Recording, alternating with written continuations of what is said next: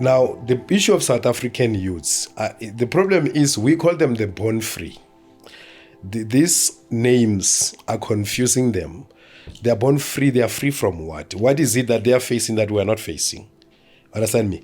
So we give these adages that they have the right to be reckless and to care less about the entire Africa. You understand?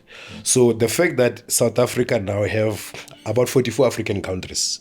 When we speak of Africans, we speak in terms of the delinquencies and crime, drugs, and all of these things that are always, when you say Nigerian, the first thing that comes into your mind is drugs and what. It's a misrepresentation of the truth. Because at one time, the whole of Africa was up in arms to make sure that South Africa is getting liberated. So that is the story that we need to process. But again, is the social engineering of South African youth, the education. Remember, we had a colonialism which was coined CST, colonialism of a special type. This type, because here we have the colonizer who are contesting identity with us. They call themselves Afrikaner, we call ourselves Africans, which means the same thing. Basically, them is in Dutch, we in English, you understand? But you see the mindset also in June 16, we're protesting against Africans using English. And we say Afrikaans is a colonizer's language, as if English is a less of a colonizer's language. When English colonized the entire, practically every 6 days, there is a country in the world that is celebrating independence from Britain. Every 6 days. This wasn't celebrated on the 6th. Exactly. Now 6 days down the line, you're going to find somewhere. You understand? But then we were using this thing, like it once came in the news there that when there was xenophobia thing break up in Alexandria, they say, we want foreigners to go. And that white person said, you mean us? They say, no, not you, foreigners. You say, mentally dead. That's quite an interesting observation. And without wasting too much detour, the saga that took place in Limpopo, the woman who was two women who was eaten by the pigs. Very interesting. I thought that was quite touchy because we have an Afrikaner family, white and his son or his cousin, whatever it is, pure Afrikaner. Then he has a servant in the house who's a Zimbabwean, illegal worker, whatever. I might not get the details right. Then on the other end, you have a South African woman, purebred, and you have a Zimbabwean woman in the mix. And crime takes place right there between these contested tribes, as it were.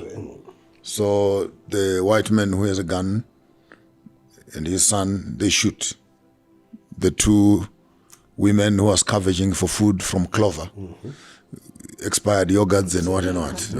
So Clover would rather put the food to the pigs rather than, if it is 2, 3, 4 days, why not just take it to the community so that people can eat? But no, pigs must eat. But that's politics of food. But even that there, we could go to town just to explore that if we still have 2, 3, 4 days, human beings could rather eat it. They would rather find it after the pigs have thrown it off. My tummy turns. But the two people with guns who are the whites, shoot, two African women.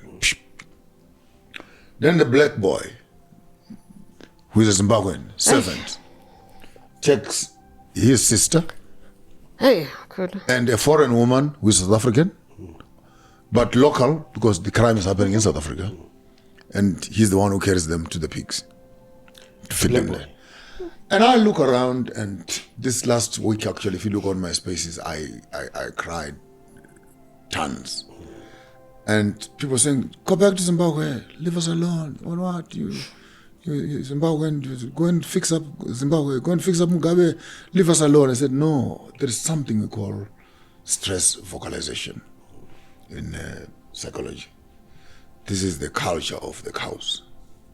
When they find the bones or the blood of another cow that has been killed in the yard, and then you hear the big bull bellowing while sniffing the blood or the bones of that. And that call is different. I've heard bulls cry, but when you hear that groan, it's a different call. It's actually a call to other beasts to say, come here. So the animals come around there, and they all come and they moan and they cry. It doesn't happen once, sometimes it can go for weeks. Hence, every time when you kill a beast, we always suggest that you must bury the blood and cover it up, because then you traumatize. And when you research into stress vocalization, it is a signal which they are sending to each other that there is danger around. Yeah. It's a signal that death is not far from us. Someone is killing us here, and it sends that stress message into the system of the animals. Hence, it's not even proper that when you've eaten, we're eating cow meat, you walk around the same kraal where the other beasts are, and you're smelling the meat of one of them, because they can sense it that this is our cousin, this is our blood, and now they're smelling it on you.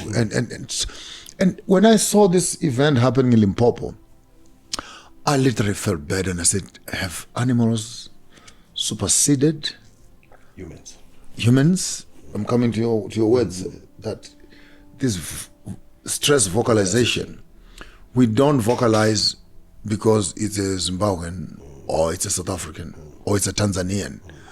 But the whole movement of liberation is what I call stress vocalization, where Ethiopia would echo Nigeria. I met people in Nigeria. Nigeria's budget, they were even collecting taxes for apartheid, specifically to liberate apartheid. 2 weeks ago, I was in Uganda. I met up with the son of Idi Amin, what's his name, Jafar, and tells me his father's stories. When Idi Amin told the South African government that he was coming here, they sent him money because they thought he was eating human beings. He said, so coming here. So they thought he was going to eat them up. So the liberation was a stress vocalization. So we do things right, not because they are nationally right. And let me say this. All African governments are illegal. All of them. Yeah, it's a crime scene. Let me qualify it. Let me qualify it. Because we say we're South Africans, we're Zimbabweans, we're Botswana, we're Motswanas, and etc. But we are authenticating the Berlin Conference, which every Pan-Africanist comes around and says, the Berlin Conference. Berlin Conference, put the borders, la la la. Immediately after dropping the microphone, I'm South African. Then you wonder, which part of this are you confusing? How do you legitimize a government which is founded on an illegitimate border demarcation? So we need to start understanding that our connection to each other, if we have forgotten it, let's all of us go back farming and let's watch the animals cry. Maybe we may just find our hearts also. What is it that we have lost as far as feeling pain one for another? Yeah, we need to follow the bloodline, not the borderline. And this is where the problem is, that we look at the 3 resolution of the OAU, 1963, 64, 65. Their resolution, they cemented this. The first one was we're just going to maintain the colonial borders, because everybody have their flag now. They have their national anthem. They have their blue lights. They have their... They don't have their land. They don't have their land. But speaking of national anthems, they still have a poem and a flag. But we still have national anthems in English, guys. What is that? No, the African Union national anthem. It doesn't even sound African, for one. What is that? We have national anthems in the colonizer's language. So where is our liberation? Exactly. So basically, as far as liberation, even land, fine, South Africa might be one of the typical examples. I've been to 18 African countries, Francophone countries, the land is owned by the French. Anglophone countries, the British, even Kenya, about 80% of the land is owned by the British, Lusophone countries, the Portuguese still own chunks of land in those spaces. Is that here we vocalize it. It's like the issue of xenophobia. Let me get a little bit, because like I said, I've been to several countries. When I was studying in Ethiopia with the Ethiopian Orthodox Church in the theology college, the Ethiopians, they call non-Ethiopian Faranji, which means foreigner. When we were training in Tanzania, as I told you, they call us Wakimbishi, which means runaways, those who ran away. The word Makwerekwere come from Botswana, actually, right? But it's a Shona name. Because when you get to Zimbabwe, there's actually a tribe called Kore. Kore. Yes. Kore. Yes. It's a Shona name, but you have a large concentration of Shonas also in Botswana, right? Yeah. There's a Zulu and so forth. Ne? So basically, like I was taking it that even inside the country, before we have this free movement of Africans from different countries coming here, we had the same dynamics of discrimination among ourselves. 94, when we came back, we integrated in the new defense force. We were deployed in Kimberley there. They were calling us Magrigamba, we with the darker ones. The vendors, the ladies, the Botswana of Kimberley, they were calling us Magrigamba. This Basotho, Bapedi, Tsonga, and vendors of Limpopo, because you see, we are sun-kissed, you know. You're closer to me. Yeah, we are one. I'm looking at the different shades of African. We have so many 50 shades of Africa. So you see, wow. They've created that dynamics even among ourselves. Remember the black on black violence. You see, the time we have a civil war in this country, which is between blacks and whites, this country will die. They'll bomb it in you see that a military base in Botswana, the US base there, to bomb us like nobody's business. Ne? But the only black on black violence, the only civil war we can have, and the whites can afford to have, black on black. Black on black. Like what happened in the early 90s, Inkatha, ANC dynamics, Rwanda, Hutu, Summer Hostel, Hutu Tutsi thing, you understand? Because they've always engineered this thing. Even these discriminations we are struggling with, they are engineered. The ones I'm talking about internally, the product of Bantustan. You saw the video that Mbeki put out a few days ago. I did, I haven't. Actually, the ex-president of South Africa is on record to say the xenophobia started in Alexandra. I had seen a special report, an intelligence report, as to who orchestrated it, who planned it, and for what purpose. This was orchestrated by the opposition party in Zimbabwe, which was putting pressure on the South African government that kick the Zimbabweans out of South Africa. They must come back and vote so that we can get Mugabe out of power. So what you call xenophobia here in South Africa, in its inception, it was not xenophobia as of, because the whole of Alexandria is immigrant labor. To be honest, even internally. Stimela is the best song done by Huma Sekela. There is a train coming from Malawi, from Mozambique, from Zambia, coming to look for the mighty evasive stone. And then you listen to that song, it sounds like entertainment. But I guarantee not less than 60% of people that are born originally from Gauteng, they are all from foreign parents.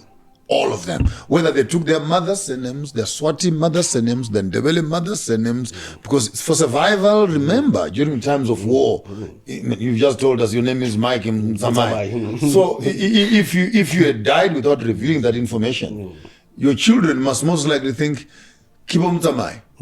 Until you discover, this was a name for survival. So the question is, how many South Africans right now in Gauteng, in Kimberley, and in all the mining hinterlands are actually Mike Mtsamais?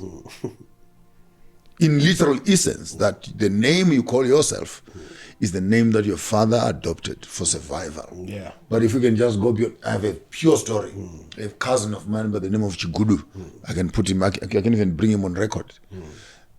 They are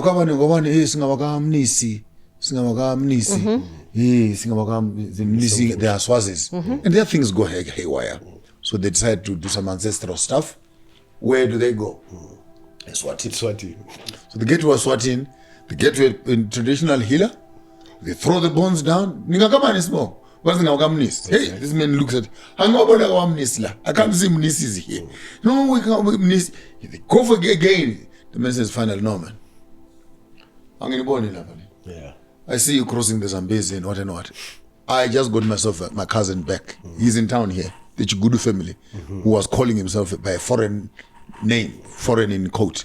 So listen, this thing is deep, man. And he could have died, because look at this. the Mnisis, you go to Swaziland and you claim to be a Mnisi.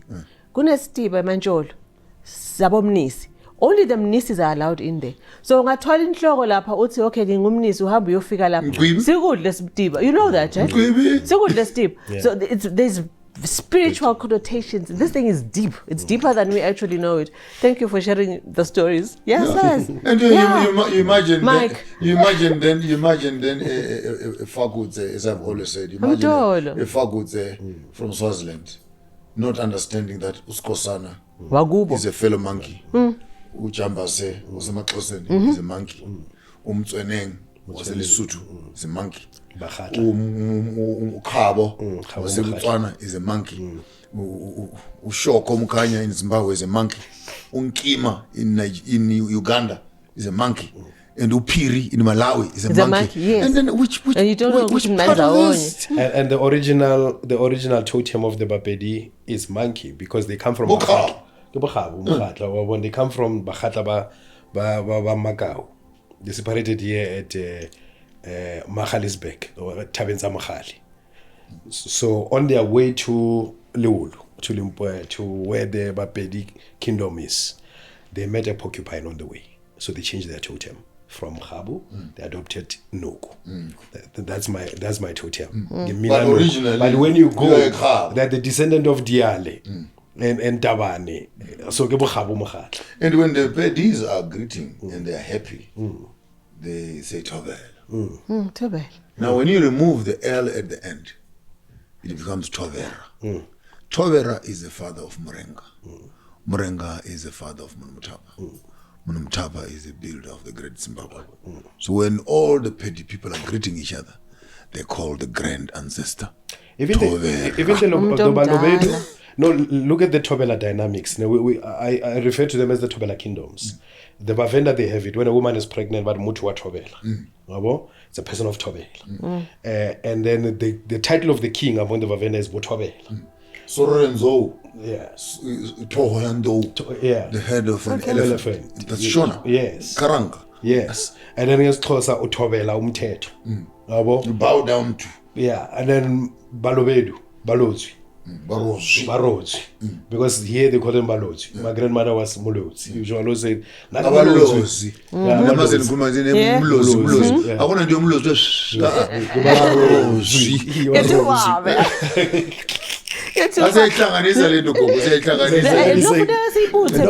we need to do that.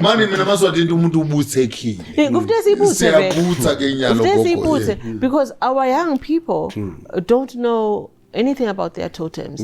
And they don't know their history. We always say that our history is not recorded anyway. And I say that it is recorded. There's many places where we can find our history. And our clan names is one of it. It's oral. It is there.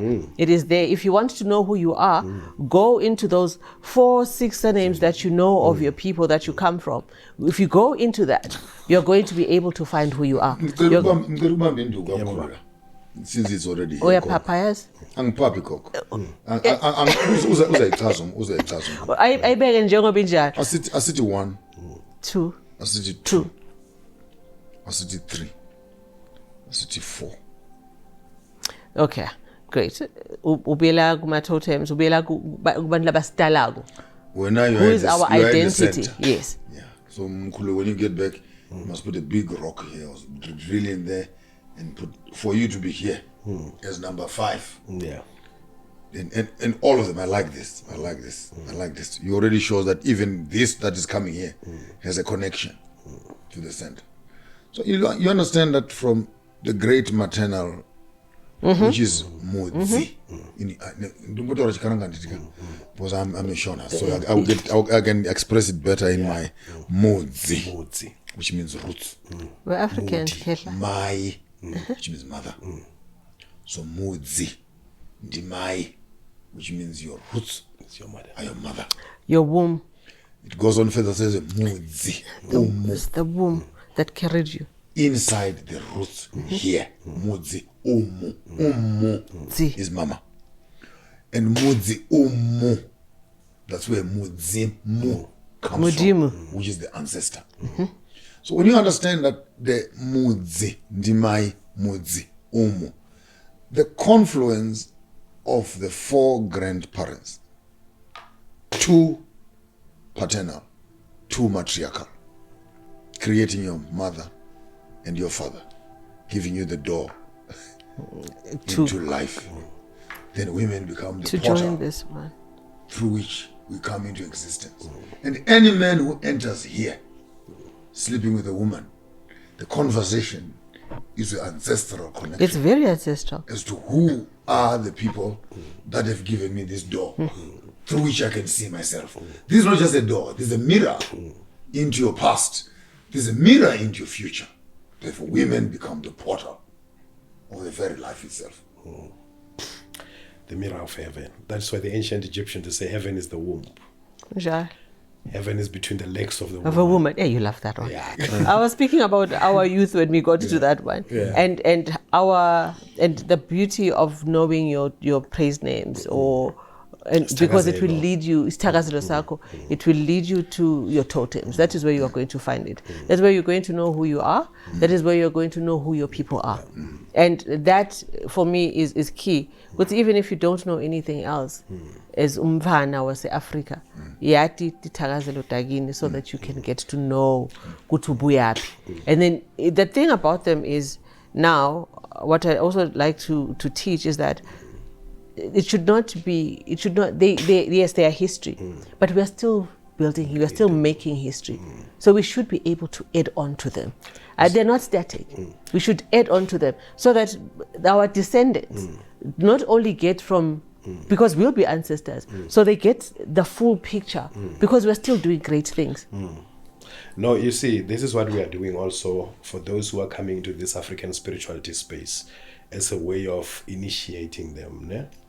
We ask them 3 things that you need to know your stakazelo, know your ancestors, at least name for us 5 of your ancestors. I can name 7. So as a grandmaster of those I teach, I say, name 5 of your ancestors. Istakazelo sako and your totem.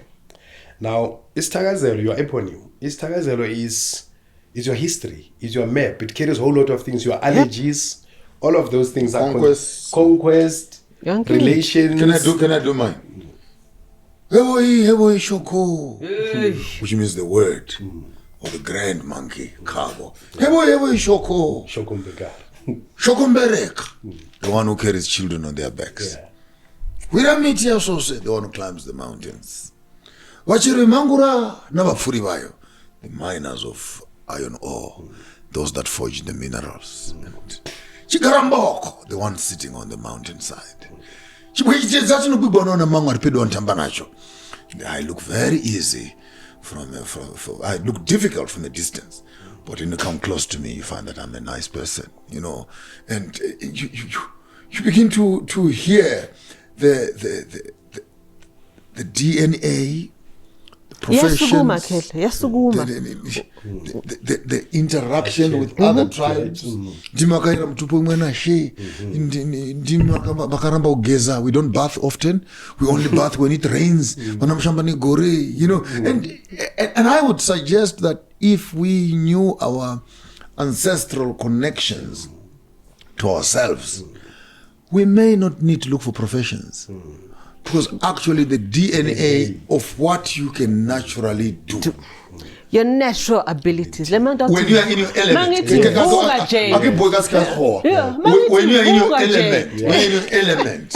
Your element is this which you do naturally. And therefore, to be royal to me, there's no school that can teach me to be royal. Because I am.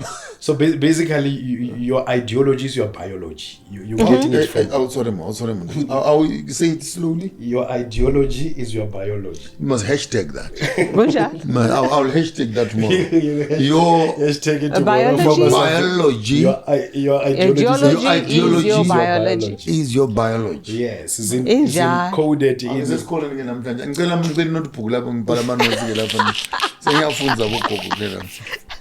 No, I said with a gogo, with a young lady, just the other day. She's sharing her dream, and she does not understand this dream, that there was this elephant that was just calm, and just standing there, and it was like this elephant is inviting her and waiting for her to do something. You have to go, so your surnames, just go back to your surnames. Give me, and one of them is Thau. What is Thau, Kok? And then she got it. She got it because she didn't understand what this elephant is about. Bokoko actually did a whole thing with her. She has an elephant on her, a tattoo that she got in Thailand. She doesn't even understand why she has the elephant. It's because when she was in Thailand, she went and spent time in an elephant park with her mother, and she watched those elephants. And before leaving Thailand, she decided that was such a good time. Let me get an elephant tattoo on here. This was how many years ago? Only the other day she realized that. She understood what that was. Yeah, it came together. It came full circle.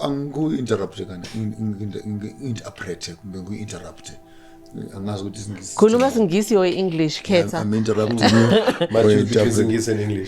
Uyabona lento gogo esihlala sikhuluma ngesingisi esikhulu bayibizwa i-consciousness. Kamelko eselizo dida abantu abaningi. Because people think consciousness is some euphoric, ecstatic, trending, like you're on a high. You're something or possess something. You're conscious. I don't know where we get this. Consciousness for me is the ability, and I may fail to explain this, but let me say it simply. African spirituality is not complex as many of our guru teachers may even try to explain it. It only means that my body is made out of soil. My body is made out of water. My body is made out of wind. And every time I come in contact with these elements, I must recognize that they are there. I am here. And me and them are one. As I access these spaces, whether Nyesizibeni, I am not approaching the water. I am approaching myself in that state. The respect that I have for myself is the respect I have for this.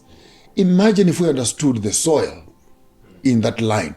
When I take a seeds in the olden days, in the olden traditions, where I seem to have more knowledge, before the rain season, old women would take the seeds and sleep with the seeds in their own bosoms. And before they plant, they would take the seeds and put them under their tongues and put them in the soil, putting their DNA. And I think one of the worst things that happened is when we removed women from agriculture and then we put men into commercial agriculture. Yeah. Women just take machines, tractors run, and we just dump seeds in the ground. And there is food. No, man, this is a sacred ceremony where literally every seed that goes into the ground is literally connected to this, and it's put in the ground. And the harvesting of that deserves a ceremony and a celebration. The cooking of the food, and look at the woman opening up her legs, and the pot is between her legs, and she is cooking a meal for the family. If you follow the seeds that she is cooking here and where they were, you understand the whole feminine energy flowing from. Therefore, spirituality, when we talk about consciousness, are you aware, ultimately, when we come to breathing, that every moment you actually take breath in and breath out, and this breath allows you to experience life, see things, meet people, eat food, walk spaces, make children, make money, harvest, and you are aware that you are connected to right now the 7 billion people on the face of the earth. We are all breathing the same air. Breathe in, breathe out. We're in the same space, and to hear that heartbeat of nature, which is pumping its way into the lungs of humanity as we interact with everything else. I cannot explain it deeper than that, Gogo. That is African spirituality. Are you aware that you are alive? And that the life that is in him, and the life that is in you, and the life that is on the plant, and the life, it's all connected. And in you, it lives. In them, it lives. And all of you are one element living together. You know what is taking away from it as well is the food that we eat. Jay here speaks about how the seed and the planting was actually done, and then we go back and we look at the harvesting, and we look at how the food now would reach our plates. It's a whole different process now. So the food is planted raw. In my culture, before you even eat, we are tokozis. You take your two hands and pull them together. We are born and uvusa impilo. That's what this is about. Okay? But now the food comes in a whole different way. And when we get that food, even when the food comes to our plates, it's contaminated from planting. And that is why we also now do not even know that we can appreciate. We should appreciate what we have, and we also just eat it anyhow. Because eating also was a ritual. We didn't eating in the car. It originally is a ritual itself.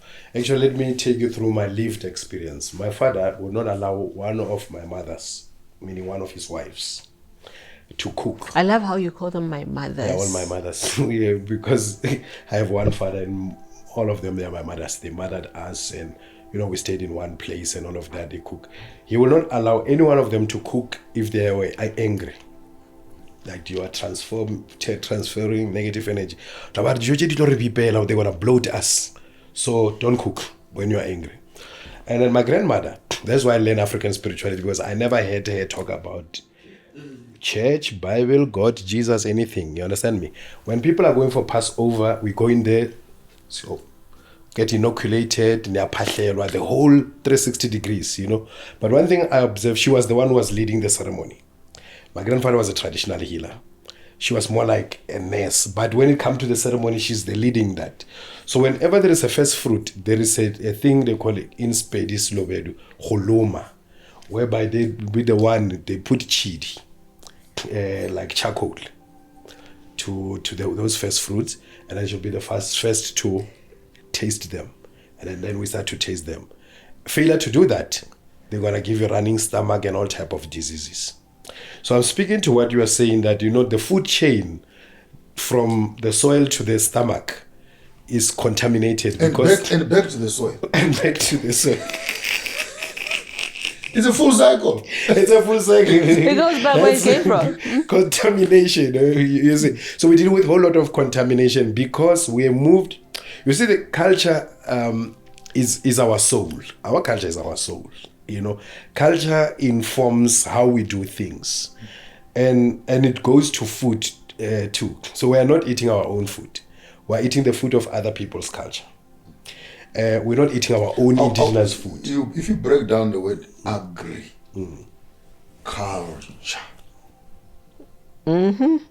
A culture without agriculture is no culture. So the food business. Yeah. There's a culture of food. Its production, its processes. Yes. There's a culture of preparation.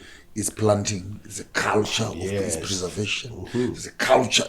And if you miss the culture, you remain with your stomach full of food, but empty of health. Exactly. And we started we have no culture now. Look at other cultures. They have halal for this, kosher, others. Mm-hmm. These are prepared according to their own culture. Whether today they call that culture religion. Religion is culture deified, That is why all Muslims behave like Arabs.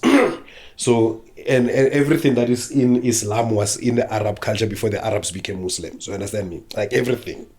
So, and I heard the other day you were saying Christianity is 90% European. Yeah. So, is everything that you find in that particular culture. I was chased away from a pulpit the other day because I did not have a tie on.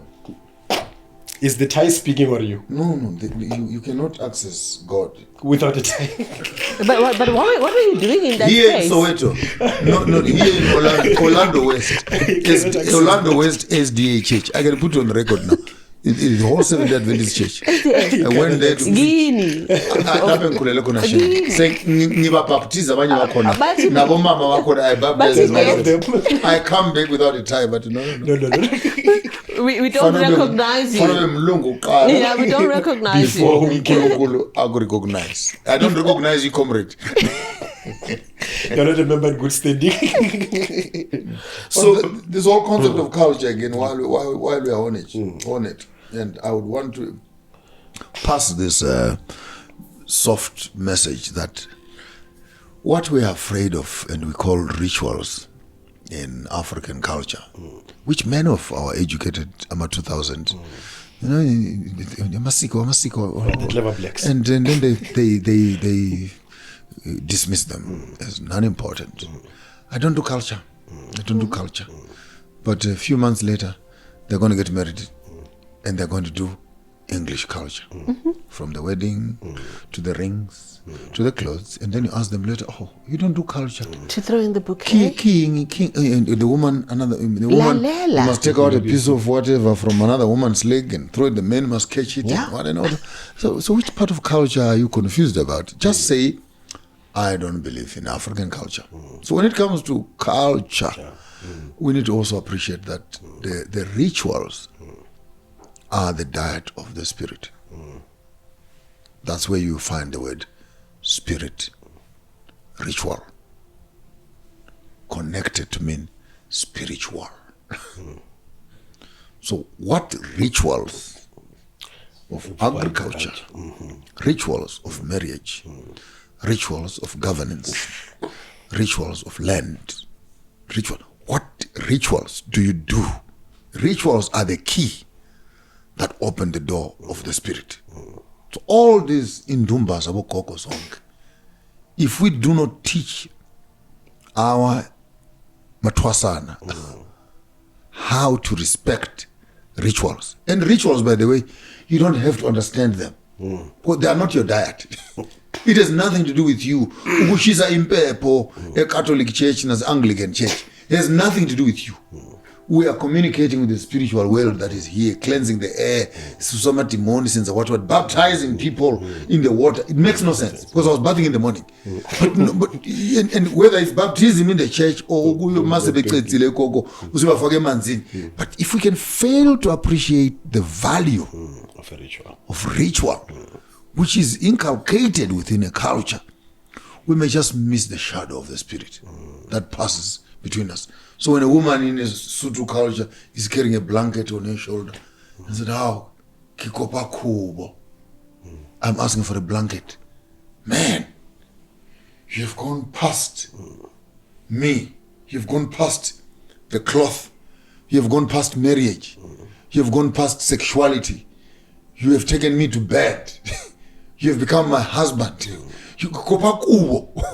You have and this is in a symbol of a cultural. So for me, our culture is the language of our ancestors, where deep knowledge, though it's used loosely, we think it's fashionable. It has just become fashionable. Yeah, you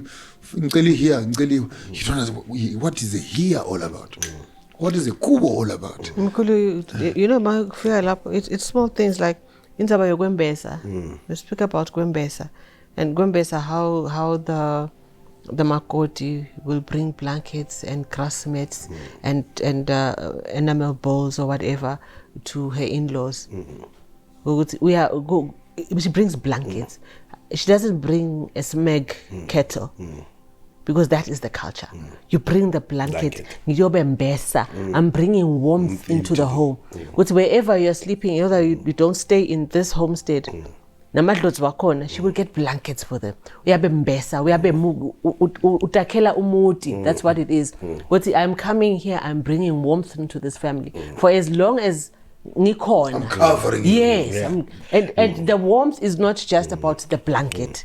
It's the love that you always have a home with me. In the Nguni language or cosmology, they have a umuzi and ekhaya. Indoda enhloko yomuzi, umfazi umama wekhaya. So both are the head. There's no head in the Western dynamics of feminism. Both are the head. The man is the head of the homestead, because you might be having several amakaya lapo, like myself, you have several queens around, right? But lana kaya lako.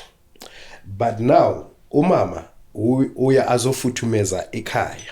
Ikaya ngomama. Otherwise it's a house. The woman transformed the house into ikaya. And one futumaza. The house into a home. Yes, into a home.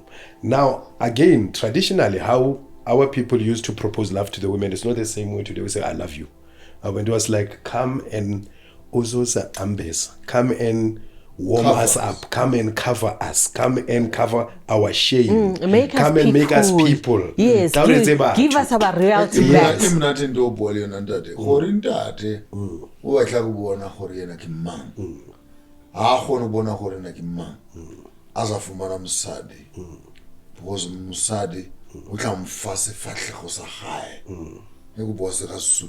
Musadi wa khona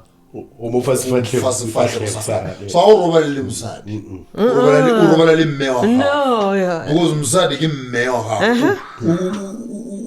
u tlisa wena and this is where the dynamics of this is where the relationship of mother and mother-in-law, that the relationship of mother and mother-in-law is that the mother say, this is my son, I gave birth to him, and the daughter-in-law said, this is my man, I give birth for him. So but they are combined by birth. So it goes back to the womb. It's going back to the womb. Goes back to the no, womb. you can't. You can't leave the womb. The meeting place. Without the womb, we wouldn't be here. The meeting place. The meeting place. The meeting place. It goes back. I said in another youth conference that sex is so interesting and exciting. It's a conversation in the corridors of the ancestors. Yes. And that is why because they're busy talking. So who is going back here to represent us? And when you're busy putting your small little finger there as a boy, and you don't even know what you're doing. Nothing. You are just there ministering. But they're busy selecting who's going to represent us. And they don't even know it's you. A whole conference. It's a whole conference. It's a whole conference. No, that is why they say, in one of the high laws of the Bantu, they say the woman you marry belongs to your ancestors. That is why in our traditional society there was no wife beating. Whether this thing comes with patriarchal what culture, there was no wife beating because she's not yours. You get to marry at the age of 22, 21, and then they demand 22 cows. Where did you get the 22 cows? You must go and get your father's 22 cows to marry. So you're marrying her with the cows of your fathers. Let me make it simpler. Musadi o Makalong, first wife you're marrying, is not your wife. It's your father's wife. Kiena, who pays the cows for you. As you are rightfully saying, you are 21 years old. Where do you get the cows from? So it is the father who takes the cows and go and gets a wife for you, for himself. In the Tsonga tribe, the tradition is no longer practiced, but in the olden tradition, literally the firstborn child is supposed to come from your father. Your firstborn is your brother. So you cannot divorce that woman. Because if you don't want her, your father wants her. After all. It's him who even paid the cows for it. But I mean, some of the Tsonga younger people might want to come in arms and etc. But from the traditional space, he hands over. And by the way, that's what I was saying. You remove the medicine, So you don't know how these things are eaten, young men. And I will remove the medicine for you. Then like even when you have millies in our tribes, you as a young boy, you would not know where to start. Then an uncle comes and says, "Hey, bring me that thing," and then he opens the road for you. Then after that you can eat. But you look at the confluence of matrimony, that the one wife you marry, there are two kinds of women you find in a homestead. I'm going to use some deep Zulu stuff here. Kunomfazi kumbe umntombazana owesenze.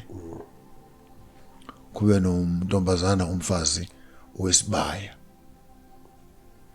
The one from the testicles is born in the family. The one from the crawl is a gift from the ancestors. And African women don't come from the testicles. They come from the crawl. And once they come from the crawl, in the proper African tradition, allow me to elongate a bit, when we remove our cows to come to your village, and the cows arrive, then the elders go to the crawl with their daughter, and they say, Bokoko na bomkulu. These are the cows that have come from Bo Kengeto. Nanzi inkomo sesifikile. Sisiyacela nje ukususa eyodwa nje. Ilandele umzila lapho eziphume khona. Lo mntana namhlanje ke sesiyombulala. Lapha esikole nesibayeni. That's why kunegama lithi lo bo la. Uyabola. Uyafa esibayeni sakayise. He dies, she dies in her father's crawl. Bamsuse negama. Yeah. Nyomnika phambili. Usuyayiqonda ke mas when she appears on that side, but silethe into yeno. Then these uncircumcised 2000s. But you're calling a thing. Shut up and listen. Silethe into yeno. Ayisena nagama. Bogogo ke bayamkela ke lento. Bahamba naye esibayeni. Fika but how? Bomkhulu nabogogo. Inkomo leziyana eziphumela. Nansi sezifikile. They reintroduced the cows that left. Now the cows that have come back. Now you understand in the Zulu culture when we talk about female genitalia and you say inkomo. Zoba, inkomo zikababa, inkomo zomma, inkomo, it becomes the central place where transactions of human existence are happening, and women are the center of that. The woman leaves the crawl. She cries first. Yeah, she must cry. She cries first. I want you to actually go into that so that people understand why. She's dead. Alila. She's dead. I mean, for 22 years, 25 years, ubungu ntombo, ubungu Petronella, ubungu Makosazana, ubungu bani, usisi wama hairpiece nama long nails. Yabona into ezinjalo nje. Usiyafika lapha usithi, "Hawu, igama lakho manje uzoba Masimbonge." There are many reasons to cry. Yeah. You are being reduced from being a human being, as it were, and you are being dragged into the animalistic space where you may even think you are being reduced literally to becoming a beast in this house. You are, and if you understand that, you begin to appreciate the quality of songs that are sung around weddings and around marriages, when demeaning songs, because we're resuscitating you. Shona will say, "Hey, my helele, Tazwanira donkey." We found ourselves a donkey. Rokienda kushigayo. We found a donkey that will go to the million. Hey, what? And you are there, and you are a woman, and they're saying, "Now a donkey has come. We are going to be riding this donkey. He's going to be doing everything for us, and what. And it's such an excruciating thing, and you're going to cry, girl, because they will do all sorts of things. But I want to rush somewhere. Because there's something, keep your pen down, because I want you to add something there. Okay. Now she comes in as a bride, and she graduates a few months or years later. She becomes a mother, and when she has become a mother, then she has become a wife. Usengumfa ekwazi, hayi umfazi, umfa ekwazi. Only a woman can decide where she's going to die. Yendebele is coming out there. Men take chances. Women make choices. I love you. 1,000 men can come. But when you finally find what you want, you say yes. And when you say yes, you're choosing destiny. But that's where you'll end up. That's where you'll die. Useba ngumfazi. Hey, ibaleke minyaka ke. Now, theology starts. The one who is not related to us, the one not born amongst us, the one that brings them and the one home. who came from the crawl, Hey. who has given birth to all of us and has the history. When you enter Msamo and Dumbe, that makes sense why that gogo sits on the corner. Women on the left, men on the right. And she's on the high table out there. The one not related to us yet, he represents us all. Umsamo ke go, hey, she's in paper, hey, she's in paper. Oh, she's on mobile anyway. Oh, you cannot mediate for yourself. In paper, she's so. Oh, nguye priest. She's the high priest. I heard you say my grandmother was a high your priestess. Father has to sit back. Yeah. And my grandfather then watch, picks up her role. She's not related to all of you. Yet she's given birth to all of you. She can speak on your behalf. If you can't understand that, throw away your Bible. Throw it very far. And throw away your bones. Because you don't even your good Jesus our mediator. Hey, you don't even understand what that means. Because until you understand that the one not born amongst us is the only one who can represent you. Because if I know that you are related to the person that killed me, I'm going to kill you also. You know, when you were doing your Tagazelo, I was tempted to make mine after that. But with mine also, how did we get to have it? Is a grandmother who came, who's the only one left now, who know the entire tradition. We go and suck from her on my father's side. So bare kisinyenye Sara khwale seshomane o senyenye ujele boya. Batho ba ba go sesune sa mpha go malapong ba serare sa khomole batho magobanene. Ba le gapana la magolo ba re ba dia ba lellela ba dia is a traditional healers of lebollo of the mountains. Ba re batho le basadi re batho ba basadi re ba bona rena ba re thobela a re thobela go basadi, because this is a whole long line of polygamous men. Now this grandmother, when she's teaching us this, she's even telling us that no woman is allowed to say this tagazel because it's for the polygamists, but she's the woman who's teaching us the males in that family and who is not related with us, as you say. She's telling you about yourself. And she's telling us about ourselves. And I'm telling you something that I don't have more than 10 years having discovered it in fullness. And actually we're having two types of them now. But for authentication and everything, we go to her because she's got a PhD in Ubuntu, you know, like in indigenous knowledge system and giving you the proper DNA of yourself. So I'm adding to the point you're making that actually now it makes perfect sense why we have to travel all the way to Ugok. Yeah, to Ugok. And sit down there, and then she take us through tradition and caution you and tell you that Wabana here, when we ask you, where is your wife? You must say Shiba, not Shu. You know, Naba, not now. Because these people encoded in their own Starazelo, in their own culture. My father had 9 wives and 52 of us. We're 52. I've got 51 siblings. His father had 12 wives. You know, and it's a whole bunch of people. We're many, interrelated. Same nose, you know, like you can tell, oh, these are same manufacturing. Same manufacturing, you know. Even the factory faults, you will see that, okay, it's a factory fault from that factory. So they're the ones who teaching us the basis, because most of them, they've left this thing, moved to the urban area, get urbanized and think these things are backward. But now when they're facing real African problem, they need a real African solution. And then you find Ogoko, who's sitting there and guarding Umsam. And when you pick up that for some of your younger viewers, and then you pick up the book of Leviticus, or you pick up the book of Numbers, or the book of Exodus. And I work in this space because my calling is that of trying to build a bridge of knowledge. And you find out what they call a sanctuary in the Bible, Umsamo, in our African space.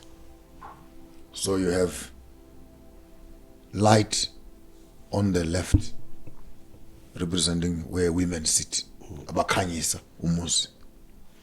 And in the sanctuary you have the lampstands, the menorah, the 7 lampstands. On the right, you have the table of shewbread, the 12 loaves of bread. That's where men sit, the breadwinners. Then in the front, you have the burnt incense offerings, where you burn impep. It's there in the Bible, the altar of burnt incense. Then the priest ministers between the holy place and the most holy place, separated by a curtain. Itala gelelo. Beyond there. And the high priest is the one now who carries the message from those that are praying. And I be on the other end. And I don't know where Christians get lost in going around in a corner, and people you get lost in a roundabout. I mean, if take what I'm saying, go back to your text, and you would study, you'd find that a nation in Africa where a brother has died, and God says to a brother, go and sleep with your brother's wife, because he died and he left no children, and go and make children with her, and those children are not yours. They're your brothers. They're your brothers. You go there, plant the seed, but they're not your children. They're your brother's wife, your brother's children. If you find me a tribe on the face of the earth that understands that culture, they are the owners of the text. They are the only people who are allowed to interpret the Bible. The rest of you, stay away. If you find me a nation that says, take some money for Lobola, go and pay Lobola there. If you find those people, they're the owners of the text. What am I trying to say? We cannot wait for colonialists. Uyofundisa iBhayibheli nomlungu ongenasithakazelo. Sikhuluma ngetithakazelo tethu, sikhuluma about just how we are all related. Uyabakhanza eMalawi, bophiri, uyabakhanza. You know how we were talking about the bomtolo. That for me takes us back to our conversation about making Africa a superpower. And we can only make Africa a superpower if we understand that we're all related. If we understand that these borders that we have came with colonialism. And now they are used to our detriment at this point. If we look at Europe, they can travel anywhere. Yes. Utolishe visa. And you can go anywhere in Europe because they understand. Yes, they understand who they are, and they understand what this is about. And here we are, left with all of their things. And now we think that we are liberated, but we are the ones that jail ourselves. We imprison ourselves.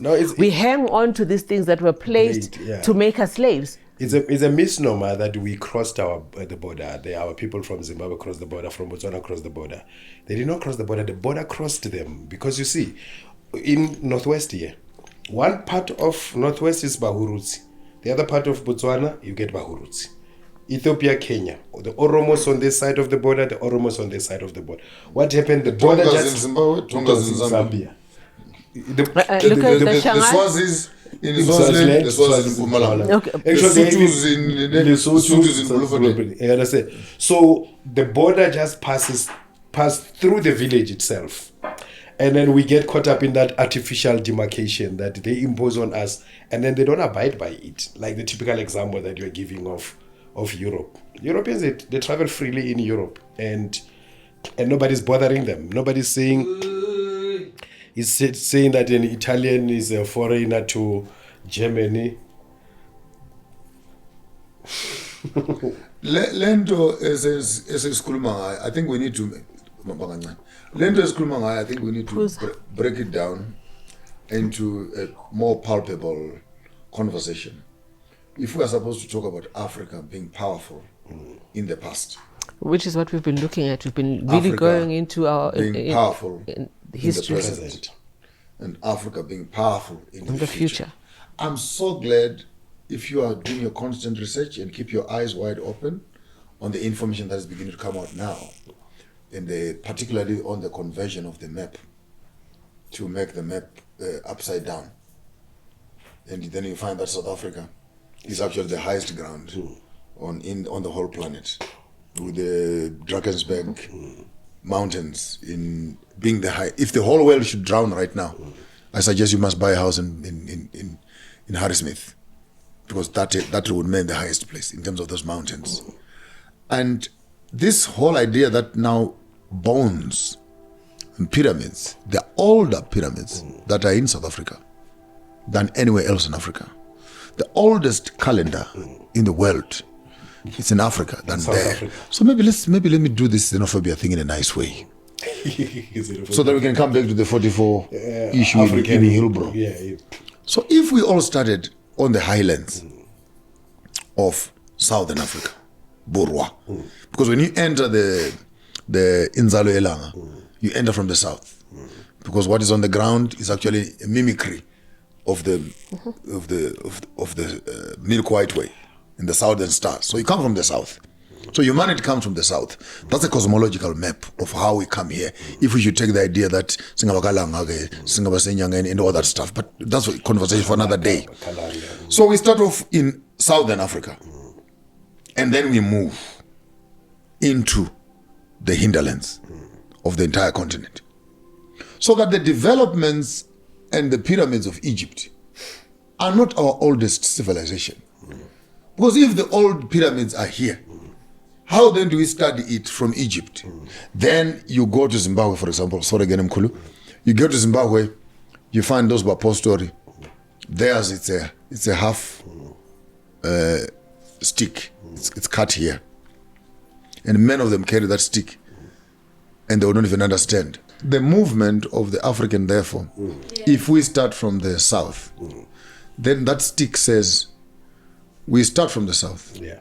We walk to the north, and then we came back to the south, and we're walking back again. So this whole movement of Amakwerekwere walking in and down. out, Yeah. it is not, we even Runa, who call ourselves South Africans, in all honesty. Masisi yes, we in Embo. Embo is Uganda. It's outside of South Africa. So you are looking at one era you. where we were going that way, Yes. and then one Come era. back. How can we celebrate Embo in South Africa and not recognize that we're actually coming from up? We came down. It's just misinformation. You see, that's why I have a problem with these Eurocentric Africanist scholars who say there is a Bantu migration. That is like it was a one-way movement. We came from there and came here, and then we find the Khoisan, which now they racially mixed the colors today. They call themselves Khoisan, and then they say we found them here. But I'm thinking like this is like a cycle. We've been always doing this up and down. We've been walking. We've been doing this up and down, to and fro, so we don't have a singular movement. That is why you will get you'll get Botswana-speaking people, Balozi. Barozi, you have then some Zulu-speaking people who went there with Zwangendaba, all the way to Tanzania. You get the Sotho who went with Sibetwane. But this is the recent movement. But this movement has been going on up and down, Maybe in King is that this 6,000 year ideology the Bible portrays, that we're only 6,000 years old. That's rubbish. But when you look into history, into archaeology and etc., man, we are a couple of millions of years. I saw another, this is about 4.5 million. So you want maybe to establish and say, when did you get to Australia to become the Aborigines? When did you get to Peru? We need to take Umkulu to Freedom Park. At Freedom Park, they have the oldest specimen of life in South Africa. They call it the Barberton Rock. It's 3.6 billion years. Like the furthest they can trace life here. It's kept there is a heritage site. I was there. In the mountains of Alikonjo. Yes. Right in Barberton. In Barberton. Yes. That's where they got the Barberton Rock. And that is not far from Inzalwelang. That is in the same area. So when you look at our oldest symbol of God, which is the snake biting its tail, what the Greeks call Ouroboros and the Nubians call Pamandara. But eternity. Eternity. We've always been here. There was never a time we were not here. Umkulu Credo Mutwa said, our soul came into existence the moment God came into existence. So if you want to measure how old are we, we're as old as God. As long as there's been God, we have been here. And it's a fact that can be proven by archaeology, anthropology, all type of logy that they have, paleontology and all of that. Because the furthest you dig, you go to Makapa, you know that thing of Bantu Society, ancestral walk we were planning to take people through 9 heritage sites. There's one place called Makapan Valley. At Makapan Valley, they show you some settlements that go to 2.2 million years. The usage of fire around that particular time. The only thing is what they're confusing us with this thing of the hominids, where they bring in the monkeys, the cradle of monkey kind, which they call the cradle of humankind. They'll put evolutionary, whatever. The evolution, which is one of the 2 theories of Western contradictions. Evolution, that we evolve from monkeys and monkeys become humans. There's no such thing, because within African story, we have human kingdom, we have animal kingdom, we have plant kingdom, we have mineral kingdoms. And there's no time where there's an intersection between human kingdom and animal kingdom. There's never a time where humans were animals. And animals are becoming humans. Never. And hence Ubuntu, Tina, before we adopt the holy and the profane, the righteous and the unrighteous, we had a thing where you are either human or you are subhuman. And you are subhuman by virtue of your lack of cultural ethics. Akuyena. Ubuntu nesintu.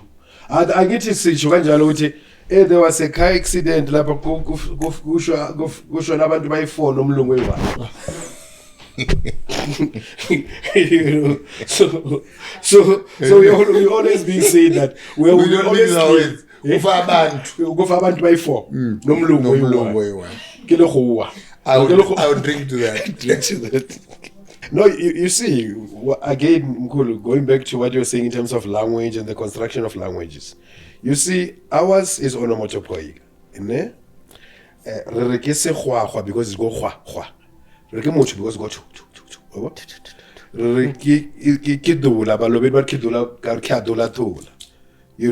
Now sithi imfene ngoba ifana nomuntu.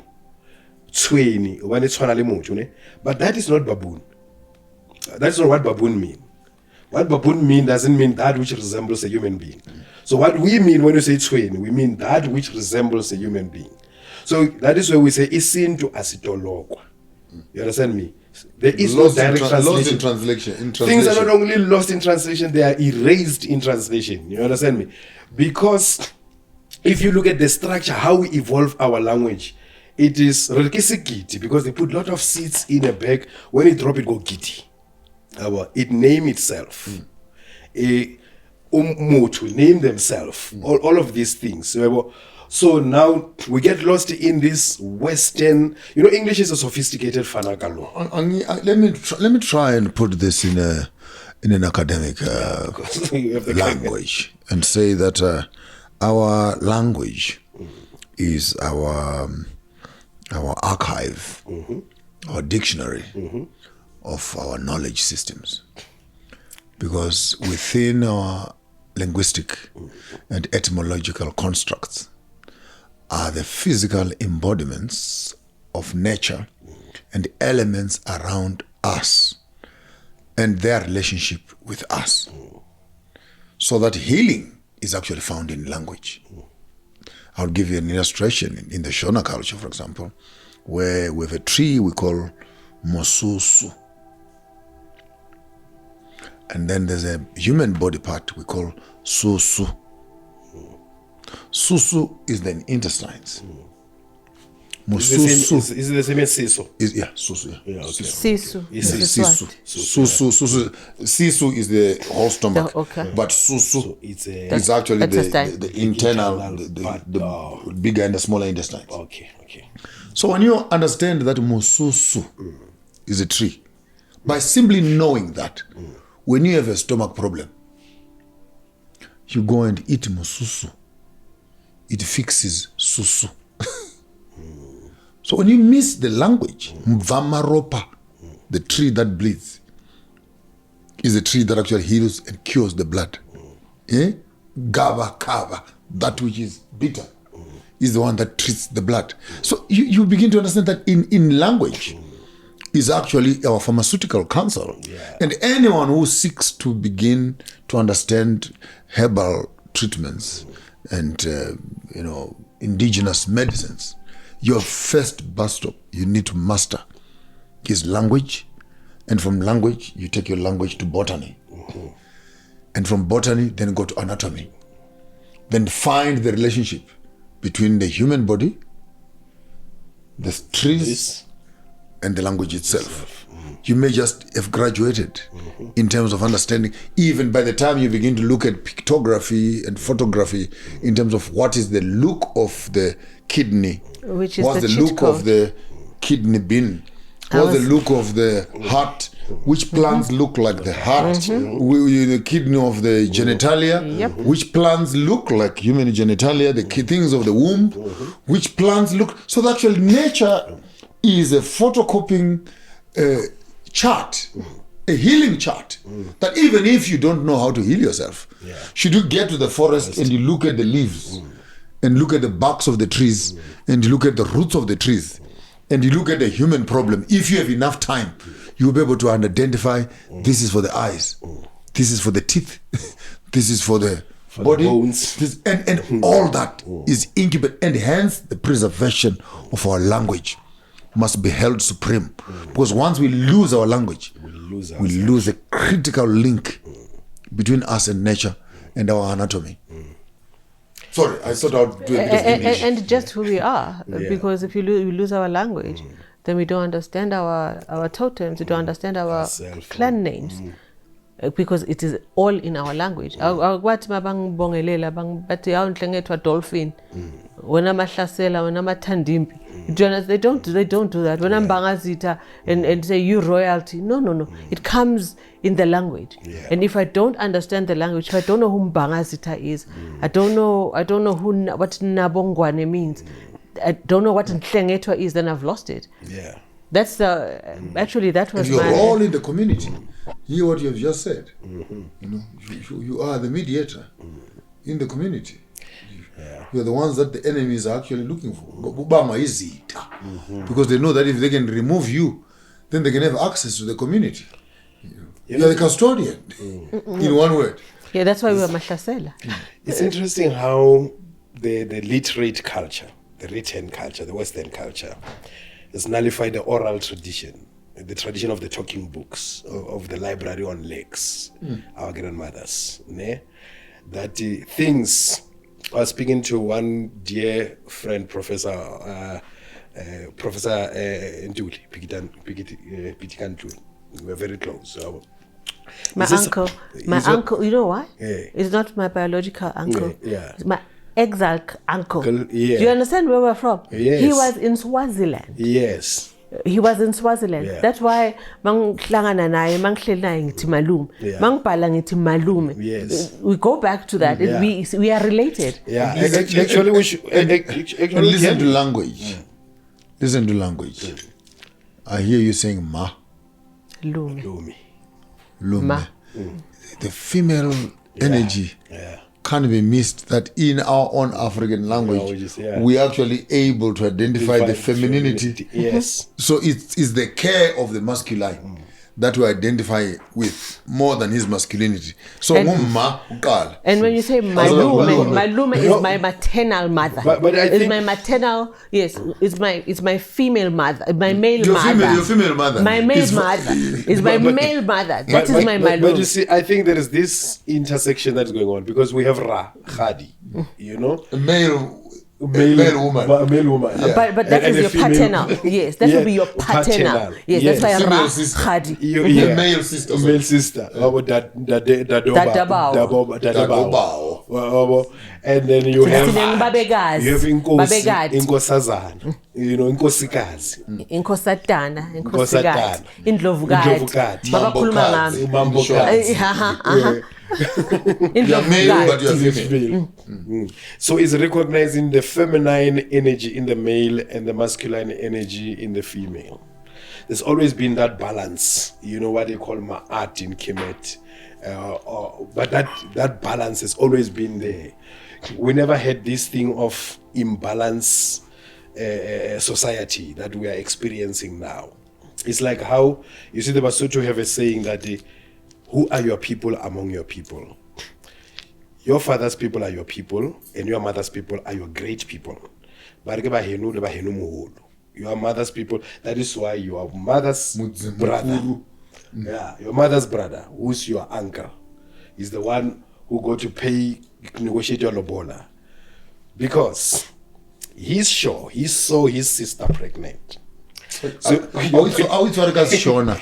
In Shona, they actually say the child of the girl is more important than the child of the boy. Yeah. Because the girl child, we are sure. Sure. We saw her pregnant. We are sure. It's ours. The stomach we know. I'm sorry for the language. Yes. The stomach we know. But this Magotos, we are not sure. Maybe we shall 10 feet. We're not sure. So your paternity is always in question. Your maternity. But your maternity is never questioned. That is why they are your great people. You derive your greatness from your mother's people. And that is why it's the most important part. And it leads us to the high laws of the Bantu that even when a father and mother are fighting, you must always take the side of the mother, no matter how wrong she is. That is The why, rest kimashan. The rest kimashan. That is why when they swear, that is why when we say the simple thing, Kamba. Yeah. And if you insult me, you are starting a war because you are touching the very core of existence. And there was no painful insult than somebody insult you a mao. What a mao? No, that's Kalimpi. Many men are walking in the streets with no teeth. Because they mention someone's mother. Because when you mention my mother, you are tampering with the center of truth. And maybe me being a bishop again, allow me to throw a lifeline. I always do that. I know I'm doing this mischievously. Yeah, so, please. Yeah. And the Bible then says, guard your loins with truth. Put on a belt of truth around your waistline. And I wish women could gather closer and understand this verse. So that what comes out of your waistlines, let it be truth. I'm not lying. This is a fact. I might need help in terms of statistics. 60 to 70, if not 80% of all Amatwasana that you have no spiritual calling. It's an identity crisis. Loin. They are struggling with phenems. Thakazelo. Ngaphambili sokuyavuka ke sengimoya sengivukile lidlozi bomkhulu bathi there's nothing awunasiphiwo mntanami kufuneka nje sifune izithakazelo zakho nezibongo zakho, and after that we normalize you and you might just go back in. But if we don't have again the genius of calling these Amatwasana before they start initiations and ceremonies into what now we call ubudloti nobungoma, we may think that we have found ourselves mediums, when in fact we must actually be helping them. So if I was supposed to run in Dumba Minakoko, the first entrance examination is your totems, your grandparents. Because that's where you need to sort out. That's where we go into. First of all, you work on your family tree. Then we go into the totems. First out through the window. Go and do your identity issues first. If there's still a problem, if you porn. Yeah, that's phase 2. That's phase 2. Okay, who amongst your ancestral lines is actually bothering you now that you know them? Oh, ukoko benesikhwama, ukoko kababa kumbe kama ithakazelo zakhe sithini ke hamba uyofuna ke. By the time you begin to take someone through the process of initiating them, you cannot play in the midst of not knowing this information, because you might rush them into the waters and initiate them into the extreme ends of practicing ubungoma. Meanwhile, it's just a spirit of wisdom that is in the family. And that is now why that the ancestors know that you have identified us, they may just subside. And your life normalizes. It's sorted. So Indumba Kakoko is not just a place where people are coming to Twasa and become Nyangas. It's a place of identity. Number one, it's a place of identity. The rest can fall after that. Nikapele bokoko. Ningaqali nithatha inyongo ni bloody impulse. Nithela abantu ngamagazi uthi hawu. Hey. But and that is why they don't practice. It's level 3. That is why they don't practice. A lot of Tangoma don't practice. No, they don't practice. They can't practice because they don't have a calling. So how are they going to practice? Because they don't see anything. Yeah. That is why they will do that. They have no creativity. Ulithwasa sengiyinyanga kusasa uselikholwa namhlanje useyiloko kusasa useyiloko yabona so seniyosangana ke nina self nina ama principal because one of the principals said that I sithwasa 8,000 but 700 ayakusiyo 300 what I say asayingena lena ikhalt ayisesingena kwenye indawo manje inkonzo and all of that. Budloti nebungoma, two different things. And that is what we need to be teaching out there. Budloti, where you learn who you are, where you learn who you are based on where you came from, so that you will also know where you are going. Because if you don't know where we are called, you don't know where you're going. So, where you learn what your people practiced, how they practice spiritually, how they even pasha and who actually pashas. That is when we are now talking budloti. Versus kuluma inzaba yebungoma. It's a totally different space. Totally different space. And that is where we actually falter. We falter there and we have so many of them. We all have so many of them who have done this and then they don't know where to go because they don't know what to do with this thing that they have now done. What we are not doing is finding our way to, we've done the past, we're looking at the present, and our present is actually this confusion. Our present is xenophobia. Our present is not understanding where we actually are, is actually being myopic in view, where we're not looking at where we're supposed to be going. We're not looking at the future. We're just looking at where we are. And at this point, things actually look good. And the people that were here in earlier years will understand when maybe our 2000s were 10 years old. Those people now understand that things are not good. They understand that it's not as good as it was. And if they understand that, they know that unless something is done, we're not going to have a good future. Our children's future is actually doomed. And that is what because we've done the spiritual teaching. Or everything that we've spoken about now, we have spoken about before. They've listened to all of us share on this, on spirituality and where we are coming from and where we are at. I want us now to take the conversation further. What are we doing? What can be done? Not just us. What can be done to fix? Where we're looking at the hows and the whats. I want to say this before I forget it, that our science as Africans is not primitive.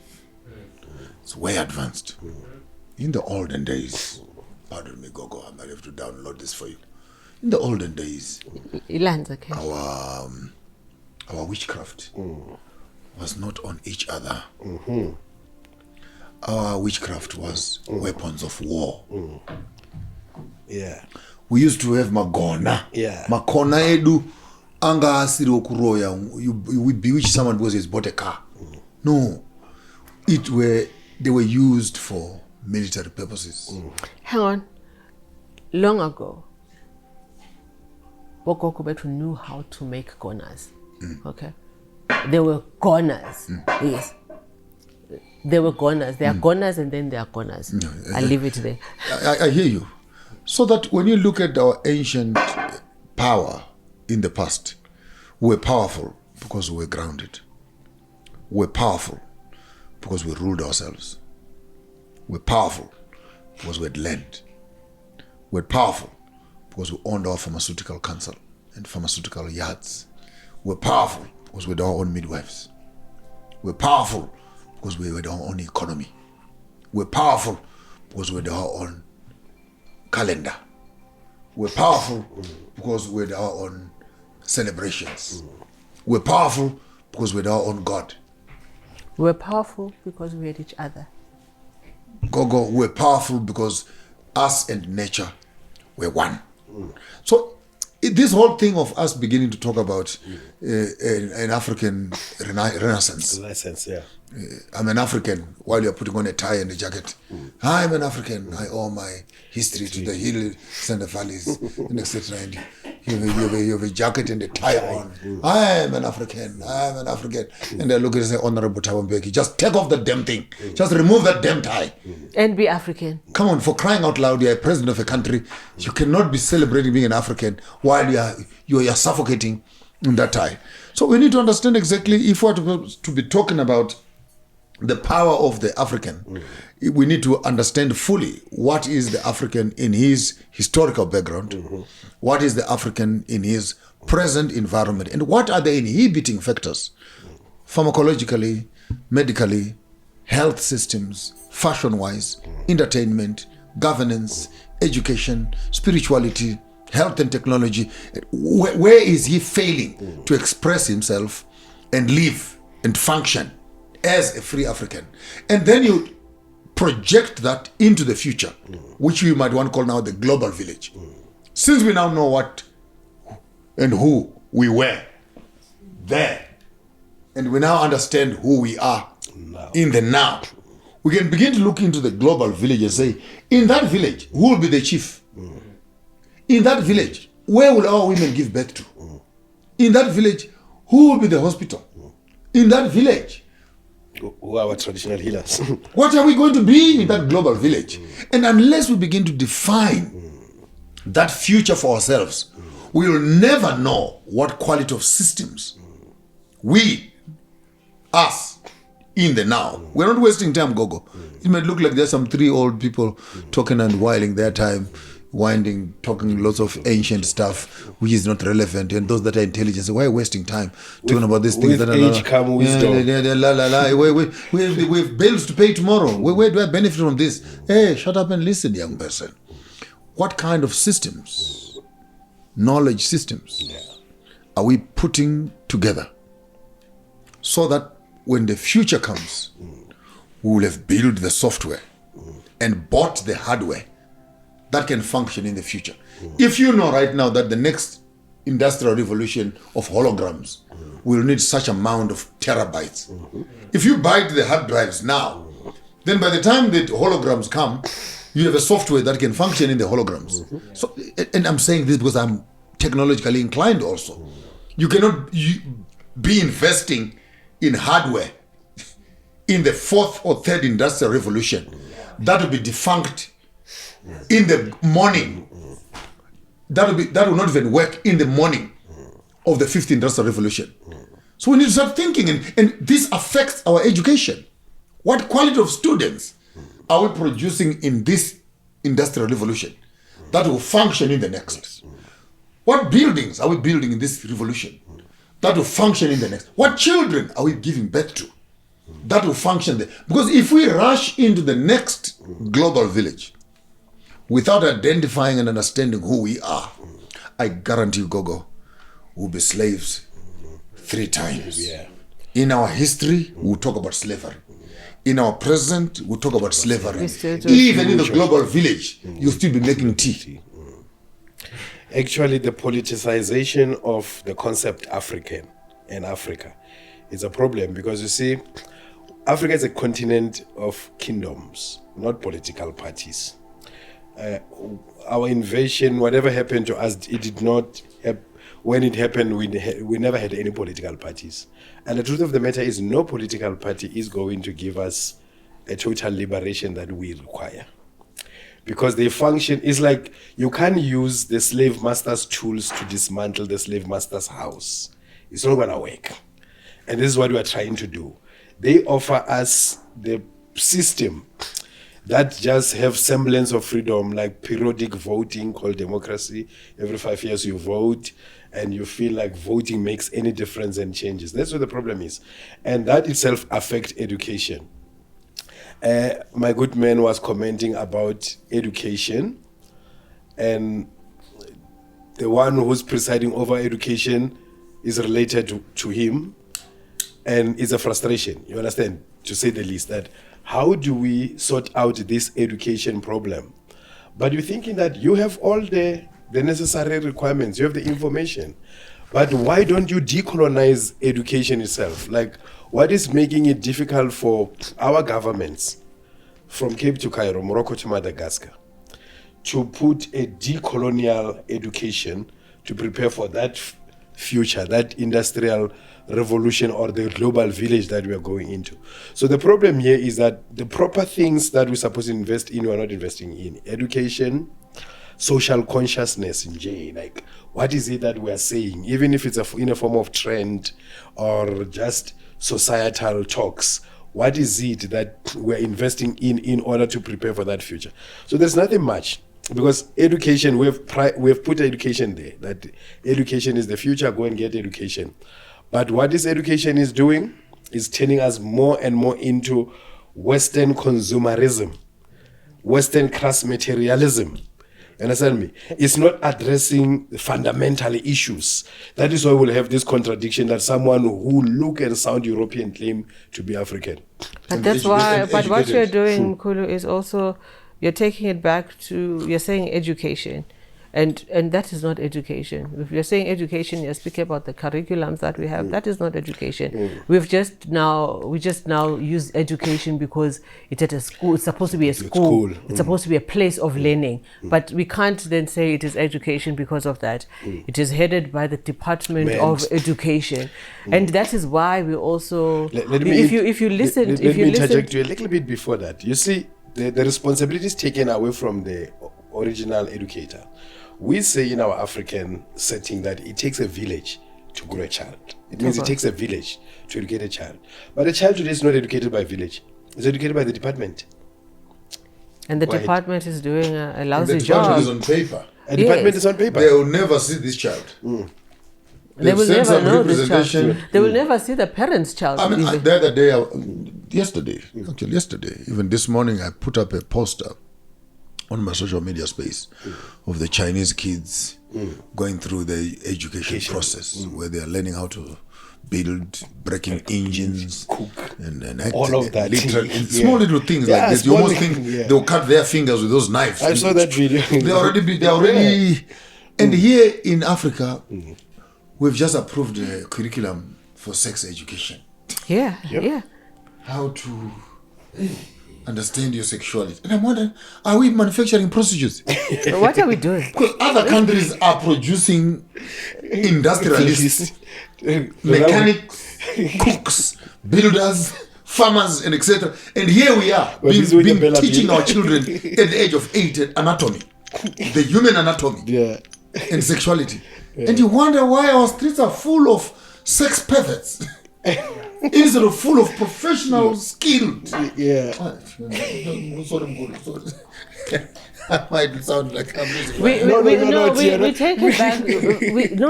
The education one is actually very serious, and that is what I've been pushing with the African Union. Remember that mine was education, and we're not going to speak of making. Hang on, peer review where we missed him. Yes. African peer review. We're not going to have South Africa be a superpower.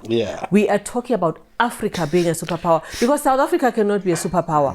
It will take for all of us to work together to actually understand who we are, because understanding who we are, yes, is at an ancestral level, it is at a DNA level, but it is also about where we are coming from. And that is the biggest thing. Where are we geographically? Who are we? This is the land. This is Africa. This is, if we are not going to focus on just us, that is where we actually lose it. And then education is the biggest thing. I think for me, that is what I keep pushing. And I think that is where our agenda should actually be with the next one we're going into. Africa powerful. I wish to put it in a very technological powerful. In a very technological way, so that it is clear. Any hardware cannot perform beyond its software. And any hardware. You can have the best cosmetic looking phone. But what makes it is the software. If right now you get an iPhone, Samsung iPhone 25, but you load on it iPhone 5, it will behave and perform to iPhone like 5 regulation. Even the camera and the quality, etc. The software goes to the operating system and the system itself. And we're saying this in the language that the young people should be able to understand us. That you cannot behave as an African beyond the quality of the software that has been loaded into your system. So if you allow yourself as an African, and I'm using this in a very understanding way, as a Samsung hardware, and you allow the iPhone people to come and load a software chaos, totally foreign to the hardware. Yeah. All the operating system will be saying error, error, error, error, error, error, error. You are lucky if you can make a phone call from that. Even if you twist it around. But you can never get maximum efficiency when the hardware and the software are not congruent. When the hardware African and the software African are not working together, you can never have an operative African who is working, because intellectually they are circumcised and programmed to work as Africans, and ethnically they're grounded on the ground. That's why white people beat us. A white man is a white man. He eats white, he dresses white, he worships white, he walks white, he marries white, he thinks white, he does business as a white man. But look at an African, a coconut, brown on the outside, white in the and outside, white on the inside, and full of water. and you have this cognitive dissonance where your mental state, which is your education, I was listening, which is your education. When you say someone is educated, it means that internally they have a virus of colonial knowledge system in their brain. But externally, once every year in September, they celebrate Africa Day. And they put a small little vendor thing on their shoulder. And they say, I'm a cultural man, I'm a heritage man. It is this conundrum and this conflict that we constantly have to be dealing with as Africans, that we are not dealing with a small issue here. The poison is gone down into the gut. And umuntu odlisiwe, umuntu ufuna imboziso kubole, rotted from the inside, regurgitated, simgubhela umgodzi aphalaze. It's not just ukuphalaza. Kufanele achathe, kufanele aphalaze, kufanele you need to clean from up and down. This is the quality of the African that we are talking to. And whoever is watching this program, you need to know, and don't try to look sophisticated. You need help. You are a psychiatric patient on the recovery table of African consciousness. You have drank, you have swallowed, you have eaten poison. From birth? No, not from birth. From inside our mother's womb. Every week you have gone for another dose. Ngiyenkonzweni Jesus. Ngiyenkonzweni wathi Jesus. Ngiyenkonzweni wathi Jesus. Phakamisa izandla. But we phuzele into for 30, 40, 50 years. And njengamanje mase asiqale siphalazise lento owayiphuza esinyeni sikama. It's not an easy, and I fully understand the extent of my calling as one of you in the spiritual space. That some might say, Maponga, just throw them away, leave them alone. But my heart goes out. Kuna bantwana, my mothers are there, my brothers, my sisters are there, and if it means I can just put my stick for one more time, sorry, omunye akabambe please, engce edlule ngapha, wela mfethu, you know, wela ma. And I think maybe just to put clarity on that level, the knowledge that I've accumulated is slightly way beyond my function. But my passion and my pain for my people will always call me back into these spaces of seemingly confused person. Hey, tomorrow you are preaching in church. Hey, the other day you are with the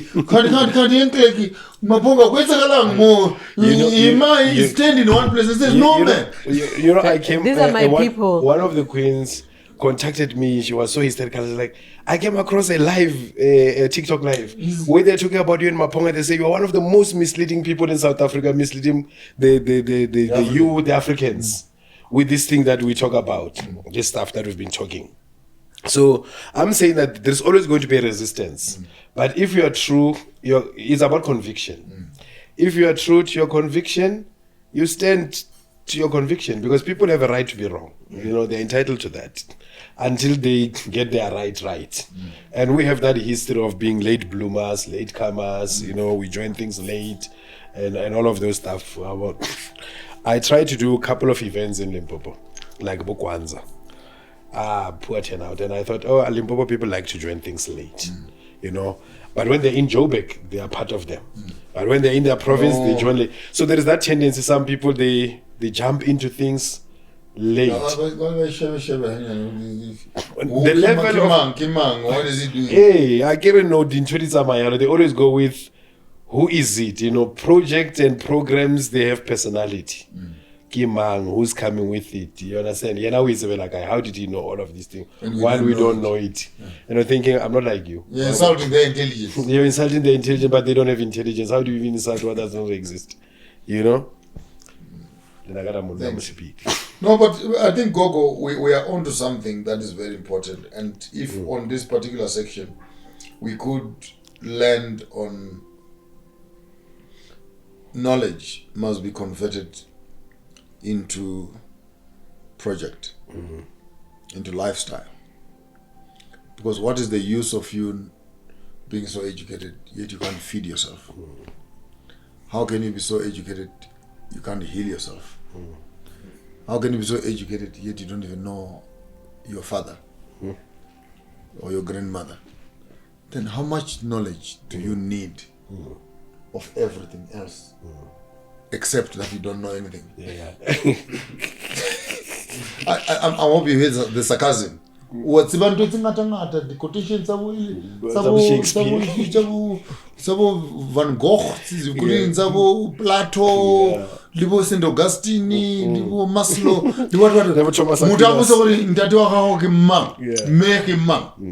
I'm not joking. There are doctors right now in the country who don't know who their fathers are. They have PhDs on their names, but they don't know who their mothers are.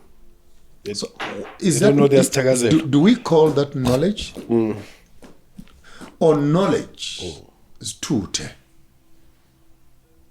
It's truth. Tell me. And I got so excited when I was reading the other day the tribes, the griots of Somalia, of Mali, the griots, Senegal, big guys. The guy can go 60 generations on his father's side. 60 generations on his mother's side. You didn't hear me, Gogo? Then 30 or 40 generations on the uncle of his mother. And the branch 30, 40 on his father's side. And then go 20, 10 on the wife of his uncles. And all from memory. All from here. The living memory of Africa. And here we are memorizing how many legs does a grasshopper have. The abdomen of a locust. You know, and a few poems of when did Henry van Vervoet come into South Africa, and the Great Trek, and when was the apartheid, and what. Oh, Manaka, ukadesikole, lily. Like, really?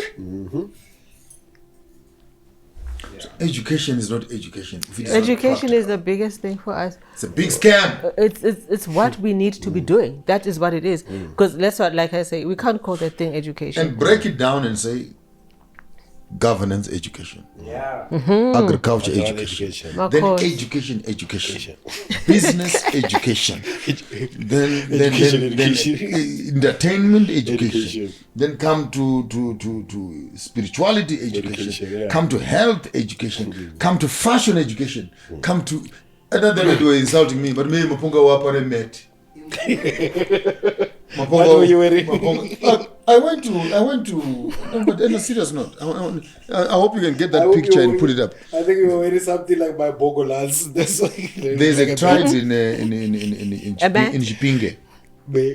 They've actually. I must take you there when you come to see it. Yeah. The baobab tree, those big baobab trees. They have always had the technology of going to a baobab tree. Then they cut about 1 meter by 1 meter kind of a space on a baobab tree. Then they harvest a certain layer. It's a beautiful technology. Then they take that layer, they come home and they beat it up. You were in Uganda. Have you seen the Ugandan one also? They have the same thing. The backcloth. The backcloth. Yeah. But this one is the Zimbabwean one. Okay. So then they beat it up, then they take some other herbs and they dye it up. And then they connect them together and they weave these mats. And in my escapades, you know my mischief, I'm just traveling around. Hey! And I find these beautiful mats hanging on the side of the road. And I told my driver, stop. Can I just have a moment?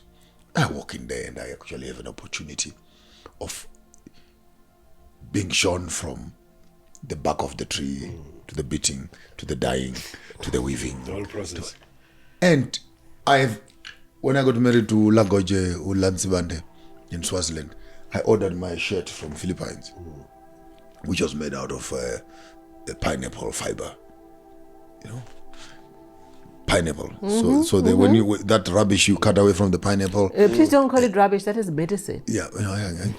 And all those leaves, then they beat them up and they bake them into a paste and what, and then they make a cloth out of that. I have a shirt, a pineapple shirt, out of that.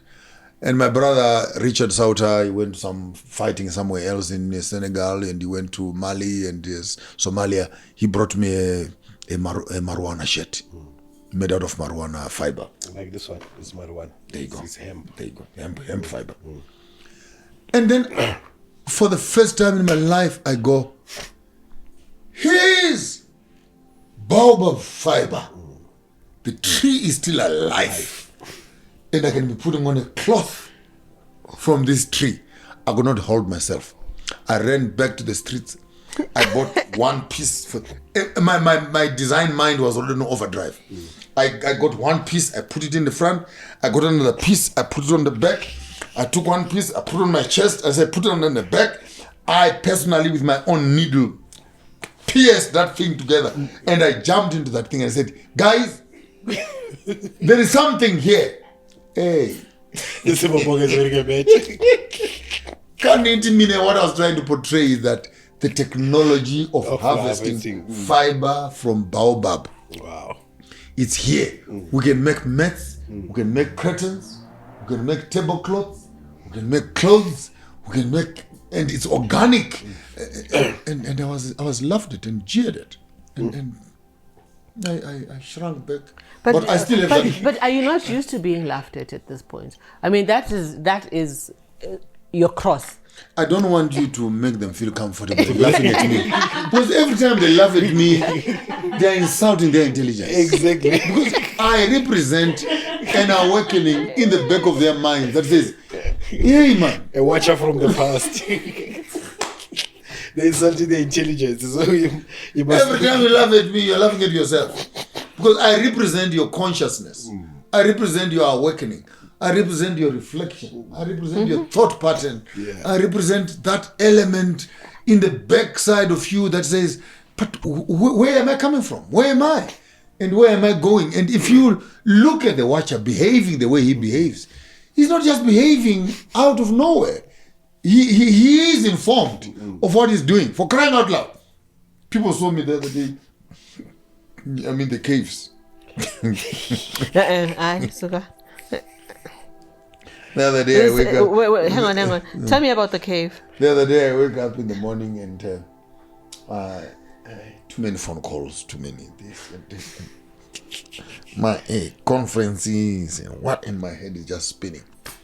And I said to myself, man, there must be another way of living than this. So I told my driver, and those of you don't think I have a driver. Yeah. I have a driver.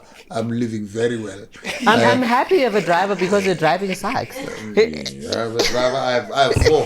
I have four Holmeses.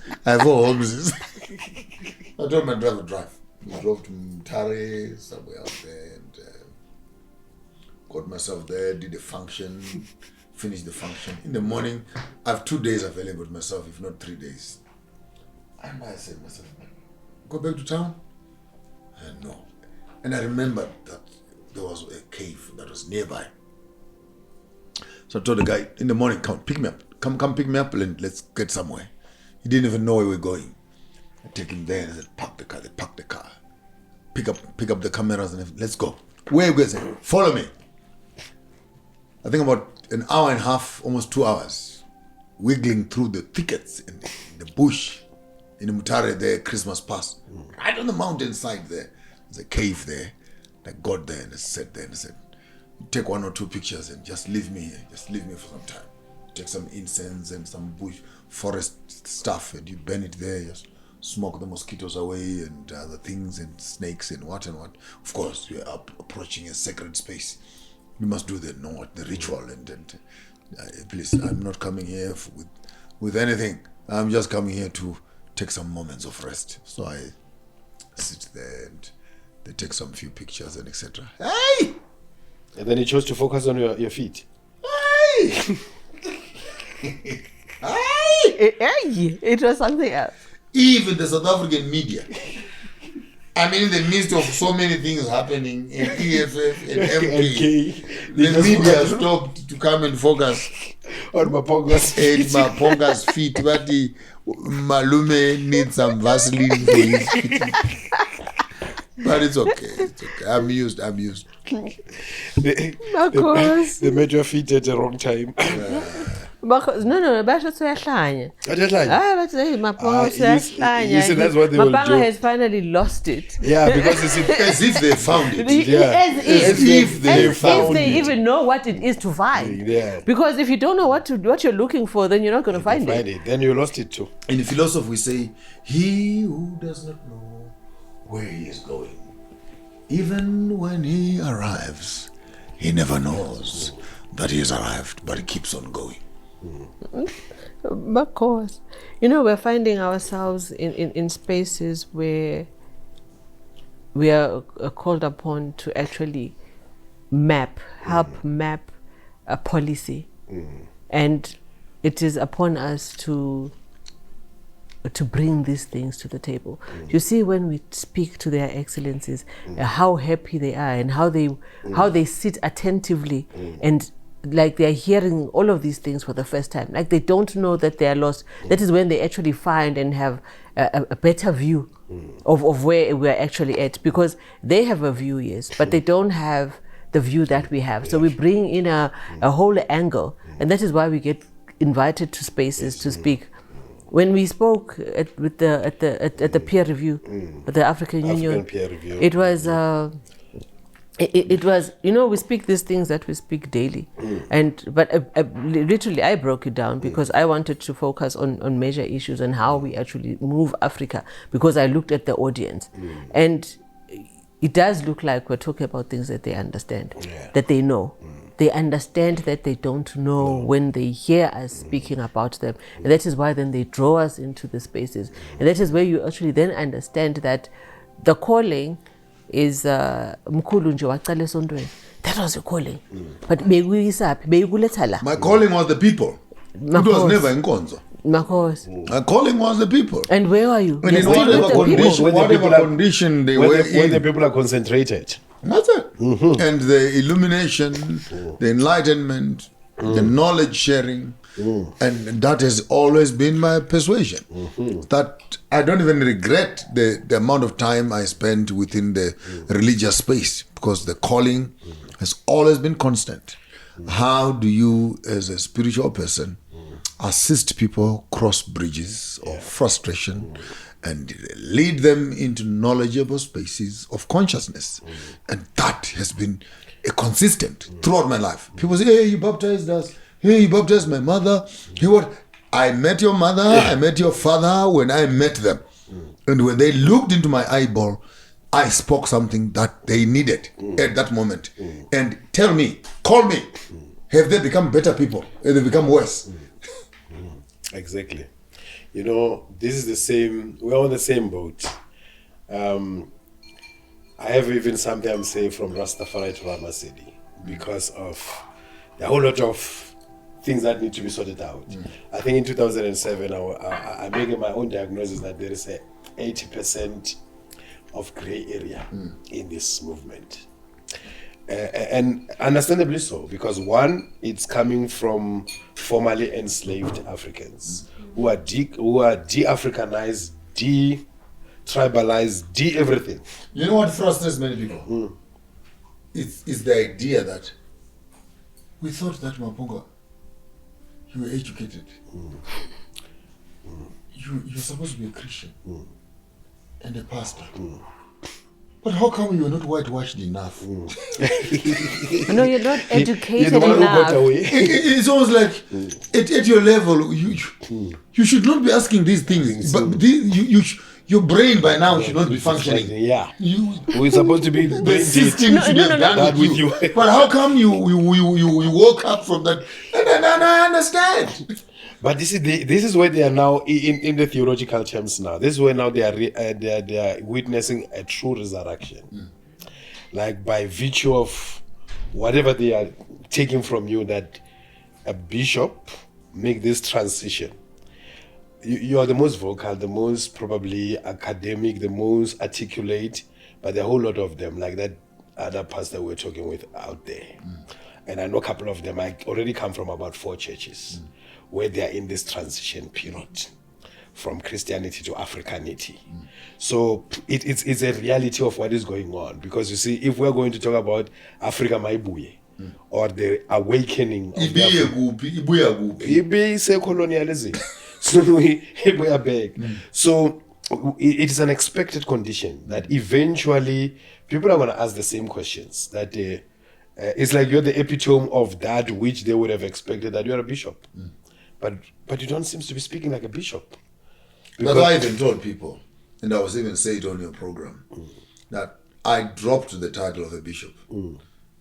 Not because I'm not a bishop, fully qualified bishop, but when I felt like the greater population of Christianity felt I was bringing the profession into disrepute, because I would interact with people in different. Here we are. Here we are. I hear you. You hear me. If we switch off the cameras here, me and you can sit around as brothers, and we can go to town. But if I should bring someone from the church space here, it's a serious contradiction. They will have stomach problems and jitteries. And I said, maybe for that reason, because my appetite of learning and growing is much more robust. So maybe remove this title, take it to the backyard of the church, so that you as a church with your control systems, you can feel normal, and allow Maponga J to continue on the path of knowledge. And that's where I am right now. So when I say don't use the word title bishop, but of course the people being people, when they write their programs on TV and they're advertising, Bishop Maponga, Bishop Maponga. Hey, but man, if I was on the street, I would say, F the bishop! Give me a life, give me a break. Life does not end with being a bishop. There's much more beyond the bishop. It's one of the things you attained. It's part of the stages that you attain, you know. I didn't buy that thing. No, you didn't buy it. I achieved it. You achieved it. You worked through it. You work for it. I just did it. No, I can't, for the purpose of the program, I won't even mention who was there. When and who came to ordain me as a bishop. They're all here in South Africa. If I start mentioning them right now, the whole religious system. The whole religious system will have stomach aches. Will get you cold. But they were there. They were there. I think that is where it's not like I woke up in the morning, hey, Bishop Maponga. You rose through the ranks. Academically circumcised, professionally tested. Actually, about a week ago or two, I saw one video of yours, man, while you were still very black, your beard, in the church, you know, in the element of yourself. I'm thinking, okay, this person, putting a tie. I'm not the man. Yeah, come and I'll show you the man that you're looking for. I'm thinking that this man has been the same. The only difference is different stages of manifesting this consciousness. Even the sermons that I preached then. Yes. I listen. I'm not able to listen to myself throughout. Yeah. Sometimes we also have the same. Sometimes people send you these things and you keep on 5, 10, 15 times. And before you notice it, one of them then drops and says, let me actually listen. What was I saying here? So I listened to one of them. Yeah. Hey, and I actually said to myself, but I have not changed. Exactly. I was just saying this in a more acceptable way. But actually, no, now you're an old man. You can say whatever you want. Oh, then you're allowed. Then you were a young man. You heard it from the chief here. Yeah. I am free to say whatever I want. However you want. Whenever. This is a part they don't understand, that this white beard comes with that freedom. That listen, I'm not constrained by your own limitations. I've earned my stripes. I can say whatever I want. But ultimately, we need some freedom. No, definitely, because you can't be constrained. People can't invest their sensitivity on you. The future we are looking at is intellectual property. The future we're looking at is control over 7 elements of function. Bring me that book there. I'll give you both. In this book that I wrote, I structured the 7 systems of colonialism. And if we are going to liberate Africa, how do we deal with those 7 elements? Element number 1 is governance. From indigenous, traditional, royal, monarchical governance systems to democracy. Wherever it has worked, please give me an address. I want to go there. And I'll come back here and teach the rest. Number 2 is education. What quality of education are we teaching our children? What has it produced? Dependence or liberators? Consumers or producers? It talks about business. Who owns the business structure? External or local or indigenous? It talks about agriculture. What is our culture of food? First 4 are fundamental. In terms of colonization, that's what they colonized. Remove them from land, etc. We can do a whole political debate and discussion on those 4 elements. Number 5, sports and recreation. Right now, sports and soccer and etc. is a new religion. Millions of people around the face of the earth would watch soccer and etc. It's a religious activity and environment that suffocates thinking, where men and women can spend 10, 15, 20 hours watching where is the leather ball going and etc. Just pause for a second. There's a thing we were debating about the death of religion. I was like, it is impossible for religion to die because our people have an ability to make religion out of everything. And then soccer was the example that, the dress, the songs. They even sing, there's one elder even the church songs in J, they just change there and there. There's one elder day in the Free State, when Pirates is playing, you wear black and white, even the shoes, and then you just put one leg front and then get tired to put another leg front. Pirates lose, nobody eats in the house. That is how he's so religiously, he doesn't even go to church. That is his religion. So it is true what you are saying, that we're making religion out of everything. Because I don't know. So you begin to understand that we have our governance, we have our business, we have our economics, we have our agriculture, and our entertainment, sports and entertainment. And underline that word entertainment. I was there, Baba Shante in Jamaica, and they taught me that next time you're speaking, decode every word. Because Englishman and no good man. No good man. You speak with a two tongue. They would speak with a double forked tongue like a snake, man. They say good morning. Yeah. What are you mourning about? It's not good about mourning. There's nothing about mourning. Yeah. Call it grand rising. Yeah. No that kind of thing. Yeah. So no understand, overstand. Overstand everything. Yeah. No coming back, coming forward. and man, they might look primitive in your academic space, man, but I learned something. So when I look at the word entertainment, from the Baba Shante space. It's no longer entertainment, it's a fun time. It's we enter, we attain. So what you call entertainment, it's not entertainment. It's what is it that comes into and occupies you until you buy the clothes, the uniform, and so you have been actually been overtaken by that which has entered into you. And ultimately, you look at our health systems and our technology in all its totality. And COVID taught us the best lesson, that we don't need the white man. We'll still be alive after he's gone, because we're here before he came. Then the last one is spirituality.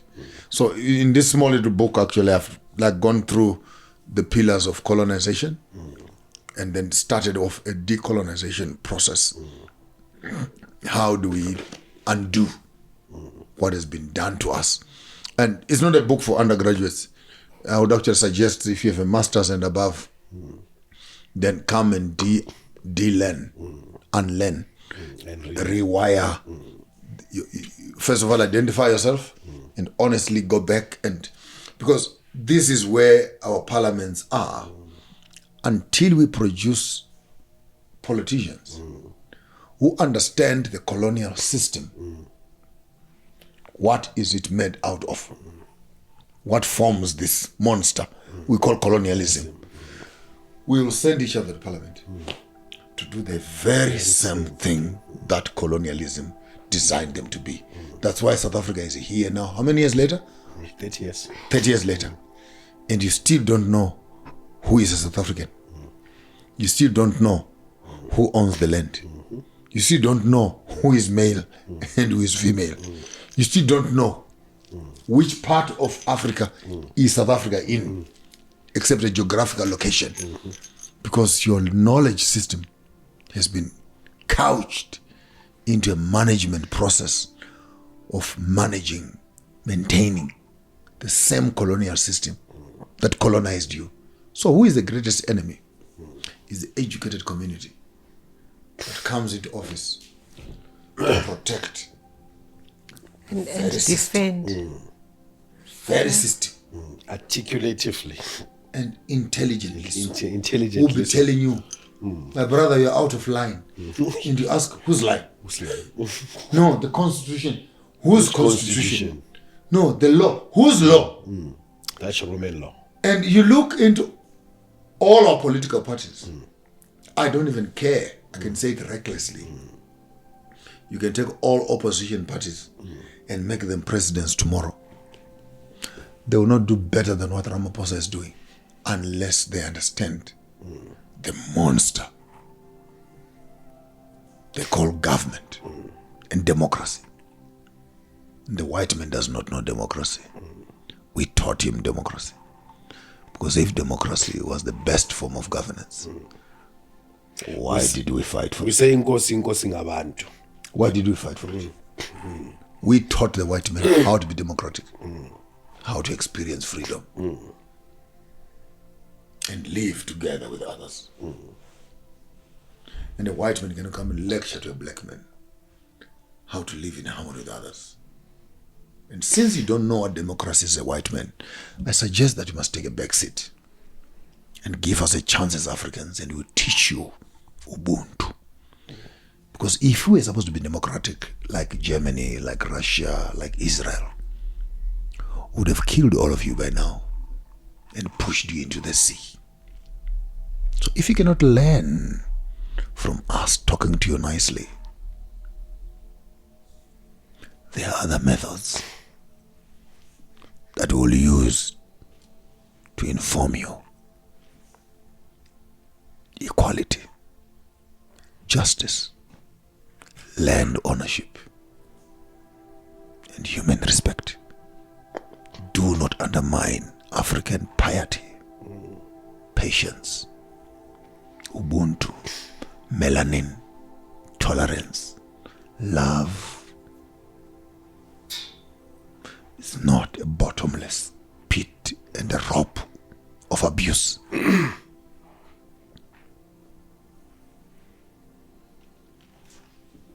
That's true. That's true. our piety, our temperance is being abused way too long.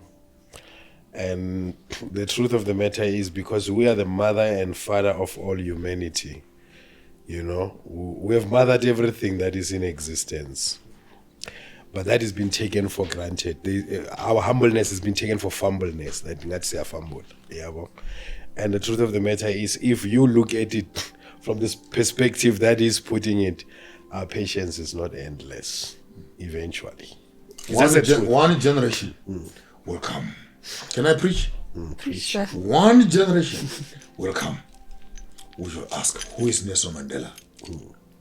Who is Thabo Mbeki? Who is Steve Biko? And they will not be joking when they say that. They will not know who those people are. I suggest the white community that is still alive, share land with black people while you can. Because if you don't, in your generation, you are leaving a curse for your children. True story. I'm going to come to that generation, that one generation. That one generation needs to be informed by the work that we do. We need to pave the way for that generation by making it possible for them to understand who they are and learn their identity and learn what it is that they have lost. Because if we're making this thing and allowing this thing that is called education to be what it is that they know and what they learn and is what informs their intelligence, then we will have done them a misjustice. It's us that needs to do that. Those policies, those I see how from 5 years ago I started promoting homeschooling because of exactly this. And I cried because I put my children through the trauma of being miseducated that I paid dearly for in private schools. And they learned they were Anglicized, they were westernized. My children will speak English with the accent. My children will do, and what it has taken for me to try to undo that, to bring them to a place of where they actually understand. Spend the same amount of money. That's what has happened.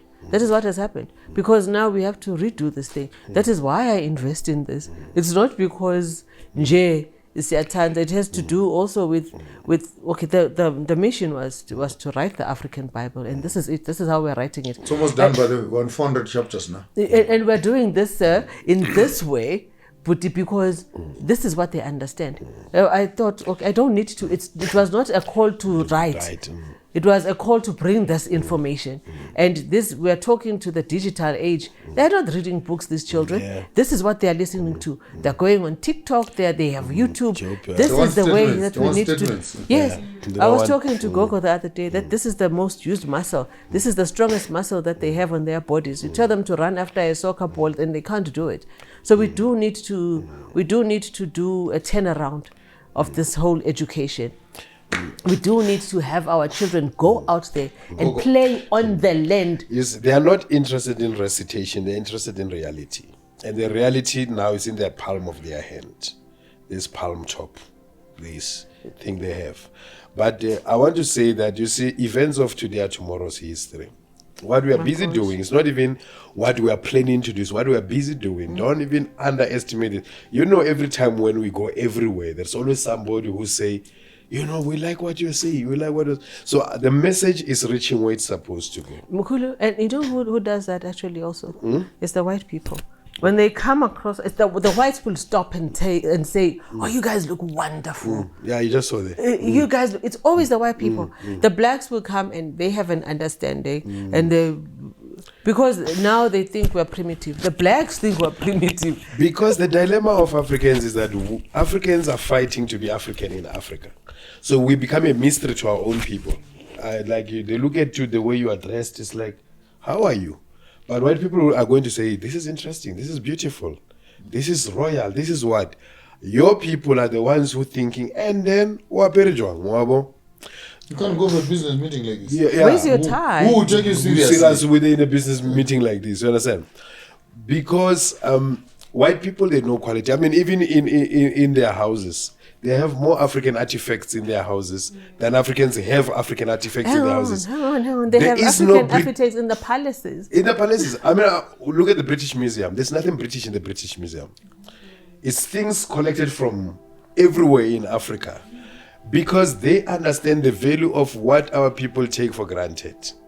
Now, you are right when you're saying that we're invading this space, but the virtual space was created by our ancestors. You see, mystical telepathy, you're speaking to people who are in Matopos while you are here. It's mystical telepathy. One gogo, You're speaking to people who are dead while you are here. One gogo, let me tell you a real story now. While you are here? Let me tell you a real story now. One gogo, I used to buy some hemp from her in Protea, South. 2005, we take a body to Mozambique. They say Mozambican people, when they are dead here, they must be buried in Mozambique. She showed me a sky here. She showed me actually pictures where a snake came out. When she was bewitched, she started to start the car and then something beat her. And the next thing, but the next thing was Puminyoka. But the Pumagopi in Mozambique. After she's done with the whole thing, she's telling this old man who helped her that how much. They gave him the price. He gave her the price. He say, but go and get healed first. You just put my money in an envelope and put it in the river. Yeah, I'll get it. Now tell me, if we are not the creators of the virtual space and you're going into mystical telepathy, Amapostola Kdala, my father was a bishop, Amapostola. Apostola Kdala, Mabatandas, they'll be pressing you like cell phone before the cell phone, before the cell phone came in. And they started to talk to Logodimo. What a mushato Mogolo, Logodimo, Mushato Mogolo Tove. What's what it say? Yeah, cell phone. Information. Yeah. Exactly. So the virtual space we are not experiencing. That is why we call it Amatam. We call it the floor X-ray. Because these people, they try to confuse us. They come and find our thing and try to just name it and using their own Western technological system. You understand? So what is there is that Tina, what we are doing, this media stuff that they created, they were not for this. The TikTok and the YouTube, no. Where they did not plan it. But Facebook, it was not for us. It was for white kids, snobs, cheese girls and cheese boys and all of them. She left and right and center. So, and that is how we are going to decolonize. Have you seen the regulations? It's a draft. Oh, it's a draft regulations for traditional health practitioners. The recent one. Yes, 2024, June 2024. No, I haven't seen There's it. a new one. And mine there was that and there's many of us in this traditional health practitioner space.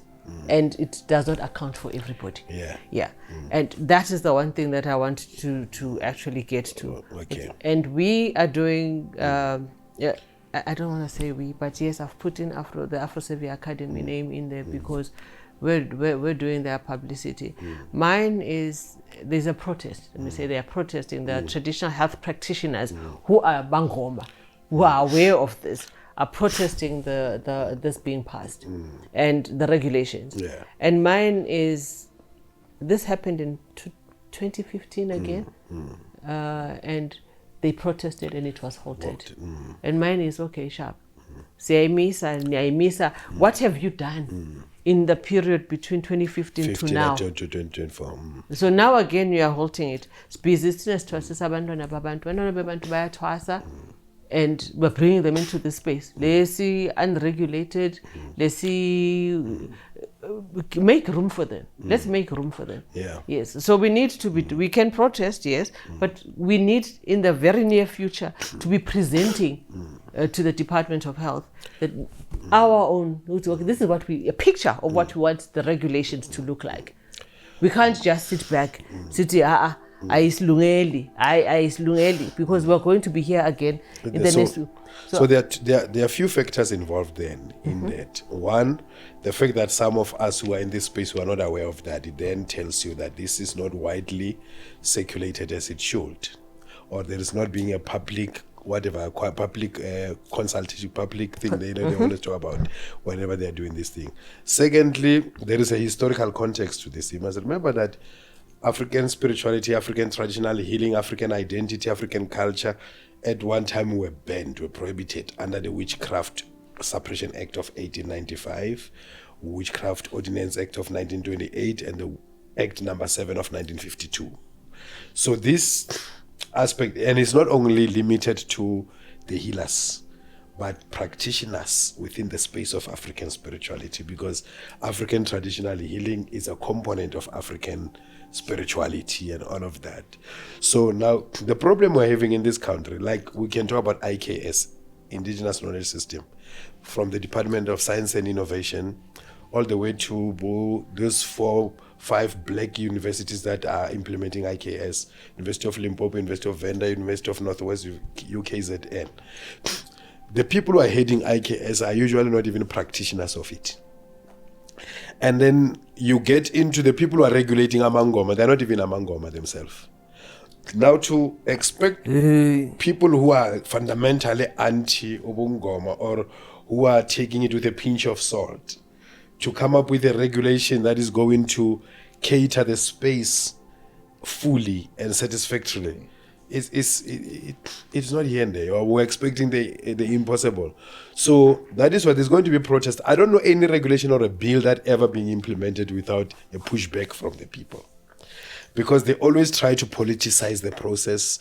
They have the politically connected to be maneuvered into the space, and then they occupy some strategic position to try to speak for it, because they have never pushed this thing for what they really are. There's always money behind that. You're going to find that there's a budget that is going to follow that and all of that. So that there's a protest, we don't expect less. We're expecting more. And the more that we get to know about these regulations, the more we are going to mobilize the communities to join the protest. I will be sharing the draft of regulations with you guys this evening. I should just do that. It's a big thing. It is a big thing. We do understand where we need to get to, but it's being done wrong. I have 2 cents first. Think globally and act locally. We need to look into the mischief of the South African government in the light of other civilizations, economies, and governments that have been confronted with the same thing, but yet they have taken their destiny into their own hands. Benchmark India, benchmark Turkey, benchmark China, benchmark Peru, and other places. Even the US, yeah. Where right now the direction and the future of medication is not scientific, but organic.